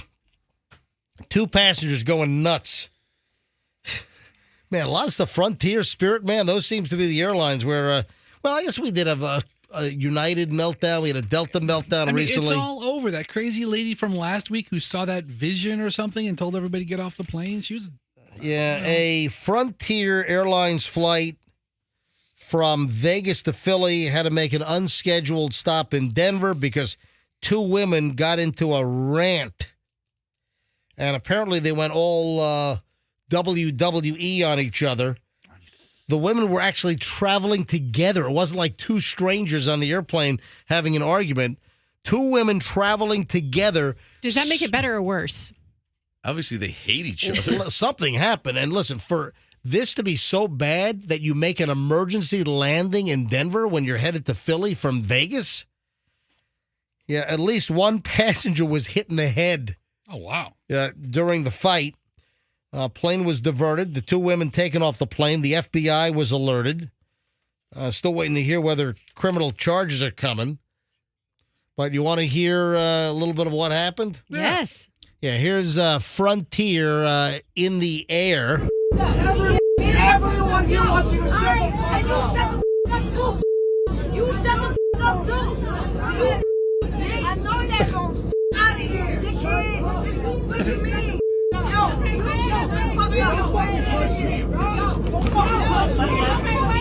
I mean, these are two friends going at it in the air. Whole plane's rolling video on this. This goes on for another minute. An innocent bystander passenger gets hit in the head while they're fighting. They're like trying to throw each other on the ground in the aisle. Anyway, that goes on for another 45 seconds. Then the plane lands on the ground in Denver. No, don't be a here. Don't be a I know. I'm trying to sit down. I'm trying. But she shouldn't have said nothing. Same way I'm not going to say nothing. Don't say nothing, bitch. Don't say nothing. I know. But she shouldn't have said nothing, bro. I know. Oh, man. Yeah, clap, bitches, clap. All right, so I guess the cops are taking them off, so the passengers are applauding. Acting like they f***ing tough. Like, go ahead, bitch, yeah. I know, but fuck out of here, man. Anyway, they were taken off, and I'm sure there's going to be some charges. And then, speaking of aviation, ladies and gentlemen, a helicopter pilot yelled at a tourist. This is one of those Grand Canyon tourist helicopter flights. A passenger, a woman, tried to pull a lever on the helicopter controls. And a video shows the helicopter above the Grand Canyon. The pilot touches the lever slightly to make sure it's secure. Then the tourist sitting next to the pilot tries to touch it herself. Man, that's... Why is she doing that? Yeah, that's not gonna end well. Listen to this little clip of what the helicopter pilot says while somebody was videoing their little tourist trip over the Grand Canyon. No, that will kill us. Did you hear the No, that will kill us. No, that will kill us. My God. Who the hell is touching controls in a helicopter when you're a couple thousand feet above the Grand Canyon? If you're not right in the head. Now, those are pretty popular. Yeah, tell me about it. Yeah, the lever initiates the copter's rotor brake. When pulled, it stops the propeller from moving. Yeah, that would kill you, yes. Don't let people that close. The brakes are used only after a helicopter has landed. If they're initiated in mid-flight, it could cause a catastrophic crash of the helicopter. Holy crap. Is that a lever you want readily available? For real? Well, it's a special lever. I think it's a red lever. And why is the woman trying to pull it? Why? She's sitting in a front seat. Why would you touch any of the controls? So, is this the pilot? The picture of the pilot? Look at the profile I have here. Yeah, that's it. Okay. So that's the pilot. No. This first came out a month ago. Right. I saw it, I think, when you were in Grey Commune. Well, the story just made the rounds again this week. I'm telling you. Yeah, okay. We're trying to make him look like an idiot. You know what? Maybe the video just came out. That's what it is. Trying to make him look stupid by saying it's a month old. By the way, Michelle, my wife, is trying to correct me. I guess I sounded stupid a little while ago. I was talking about the star of Oppenheimer and also the Peaky Blinders guy. Right. And I called him Cillian Murphy when the C is like not Celtic, but Celtic. So his C is pronounced like a K. Oh. So Michelle wants me to know that it's Killian Murphy. Okay, good. Like Celtic women. Thanks, Michelle. Well, Michelle's, listen, I think it's good that That's Michelle's quality correcting control. me. It is, yeah. Quality control. Hold on, let me reach into my pocket. Hang on. Not sure. Up. Inspected by Michelle. Oh, Look at that right there. A little slip of paper in my pocket. You bet that pocket Oh gosh, I'm so glad it was your pocket. Never mind. It was- Go ahead. it was- Oh, you think I pulled something else out that was inspected by Michelle? She doesn't have her microscope. What? You know. Well, okay, Frog, you can get yours now. It is so tiny. Hey, did your kids, during the pandemic, did your kids have to be taken to the emergency room because they got sickened by cannabis? No, but my kid did split his head open. Remember during when was it? The pandemic? Pandemic, yeah, that's the word I was looking for. And you fixed it at home with some crazy glue. Yeah, and we a just vice sort grip. of like glued it shut. it. Yeah. Gorilla glue. Now there's a cool scar. But no, they don't get that. They're not around that. The reason why I bring this up is some new data's out, and during COVID-19, during the pandemic, some of the data is coming to light that there was a massive spike during the pandemic of kids and adolescents who apparently had cannabis-related events. Yeah, CDC findings reveal the number of adolescents and children going to the ER was higher during the pandemic than in typical years. Most of the incidents reported young adults, 15, the youngest. In age groups 11 to 14, there was a 111% average increase in ER visits. Sure. I mean, the kids are home all day. Yeah, They but weren't going are to they getting school. into mom and dad's like stash, their edible stash, or because they were home all the time? I would imagine a lot of it is from the candy, edibles. You know, they think it's a candy. Very irresponsible parents. I have a gun safe that I keep mine in. So.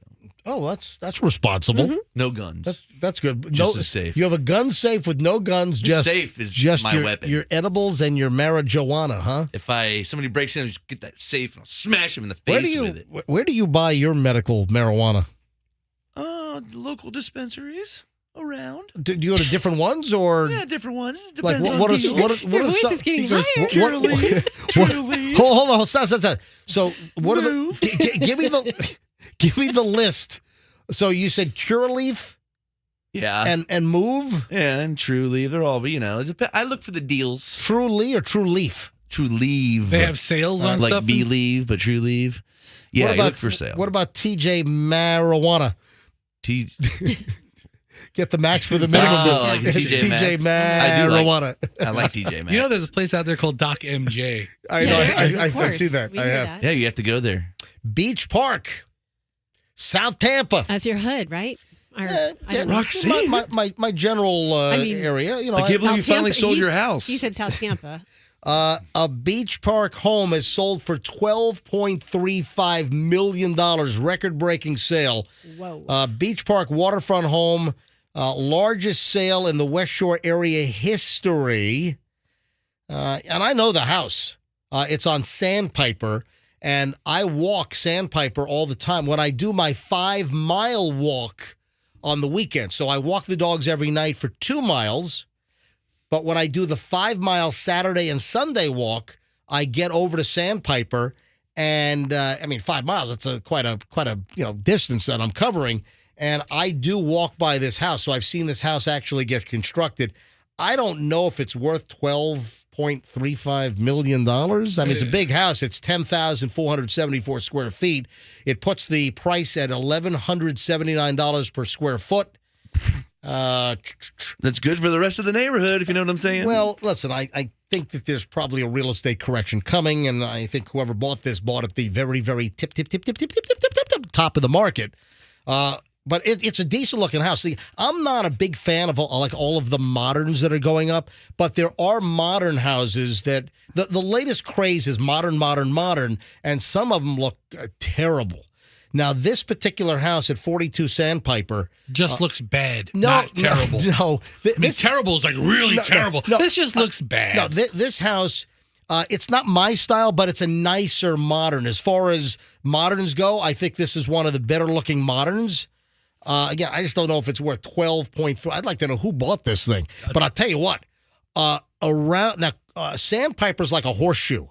And on the other side of Sandpiper, there is a monstrosity of a house that I walk by that I think also sold, and the thing looks like a freaking office building. It's just stark, and I think it's awful. and that's on Sandpiper as well. And just it's a stark looking. No, it's not on the curve. On the curve over there, there's this gorgeous French Provincial that just went up, and that's gorgeous.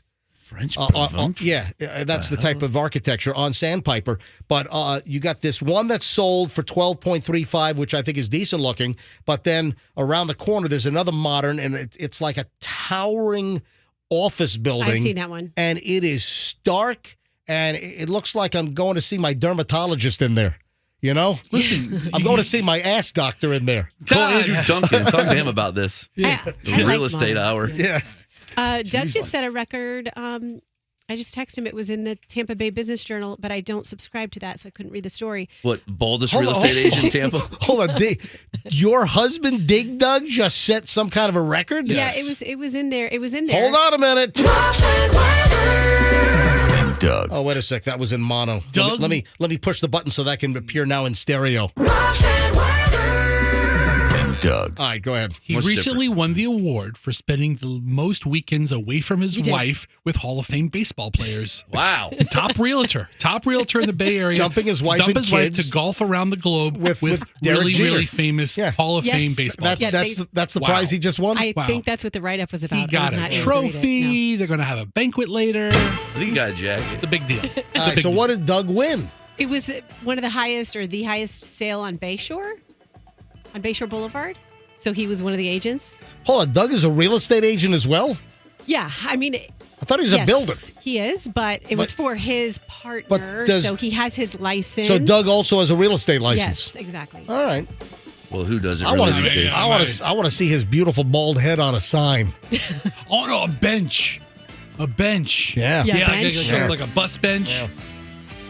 Old homeless people can sleep right next to Doug's head. All right, finally, before we get out of here today, you saw that the Secret Service cannot identify who left the cocaine in the White House. Oh, that's just suspicious. Yeah, a lot of people are drumming up all kinds of conspiracy theories here. Oh, yeah. All right, first of all, there's Hunter Biden has had a lot of problems. Hunter Biden's a wreck. You know, his proclivity for hookers, call girls, Russian hookers, strippers. He's got the kid out of wedlock with the Arkansas stripper. And, the Bidens don't recognize the 4-year-old as a grandchild when it is. You know, we have 6 grandchildren. No, you have 7. Grandpa. Because Hunter knocked up the stripper in Arkansas. You got 7 grandchildren. My grandpa, the president. But listen, Hunter Biden, there are images of him from his very own laptop with a crack pipe hanging out of his mouth. Anyway, the easy joke everywhere was, the coke found in the White House, it was Hunter Biden's. And listen, there's nothing to suggest that it was, although the guy's a wreck. Guy's a mess. But they say they can't identify whose coke it was. They were not able to get fingerprints or DNA. People say, what about the cameras? Well, Kayleigh McEnany from Tampa, Kayleigh McEnany, former Trump press secretary. Kayleigh McEnany, she went to the Academy of Holy Names. She's a local. She grew up listening to the MJ Morning Show. And didn't she marry a Rays player? I think she might. No, did she? Yeah, maybe she did. All right, well, here's the deal. She said on Fox News yesterday that there are no cameras inside the West Wing. So there are cameras at all the entrances and exits and everything, but there are no cameras like in the area where the bag was dropped. And then some people are saying, they couldn't find any fingerprints or DNA. Listen, it's possible that they didn't. Other people are screaming cover up and, listen, I don't know. But they've closed the case. They've not been able to identify whose cocaine it was at the White House. And with that, I think we'll call it a week. Anything else before we go, guys? Roxanne, anything else? Have a good day, bye-bye. Dave. All right. Okay. Yes, Bye, everybody. Yes. Big weekend. What? She's going out with Lee today. Good Oh, luck. that's right. Oh, you're having lunch with Lee Spann from Channel 8. Mm-hmm. That's right. Super All right. excited. We'll get a full review on Monday. Take some pictures. Post them, all right? All right, we'll see you back here Monday morning, folks. Have a great weekend. Remember, you got the $1,000 song coming up at some point today. We told you what it was about 40 minutes ago. Listen for the $1,000 song and call up when you hear it. Be caller 7. And then we'll start the Cash Dash all over again on Monday and all next week. Here on the MJ Morning Show on Q105. We'll see you Monday, folks. And let's be careful out there. Oh, wait a minute. I got 3 more minutes. Hold on. No, I'm kidding. I hit the wrong button. I needed to say, let's be careful out there.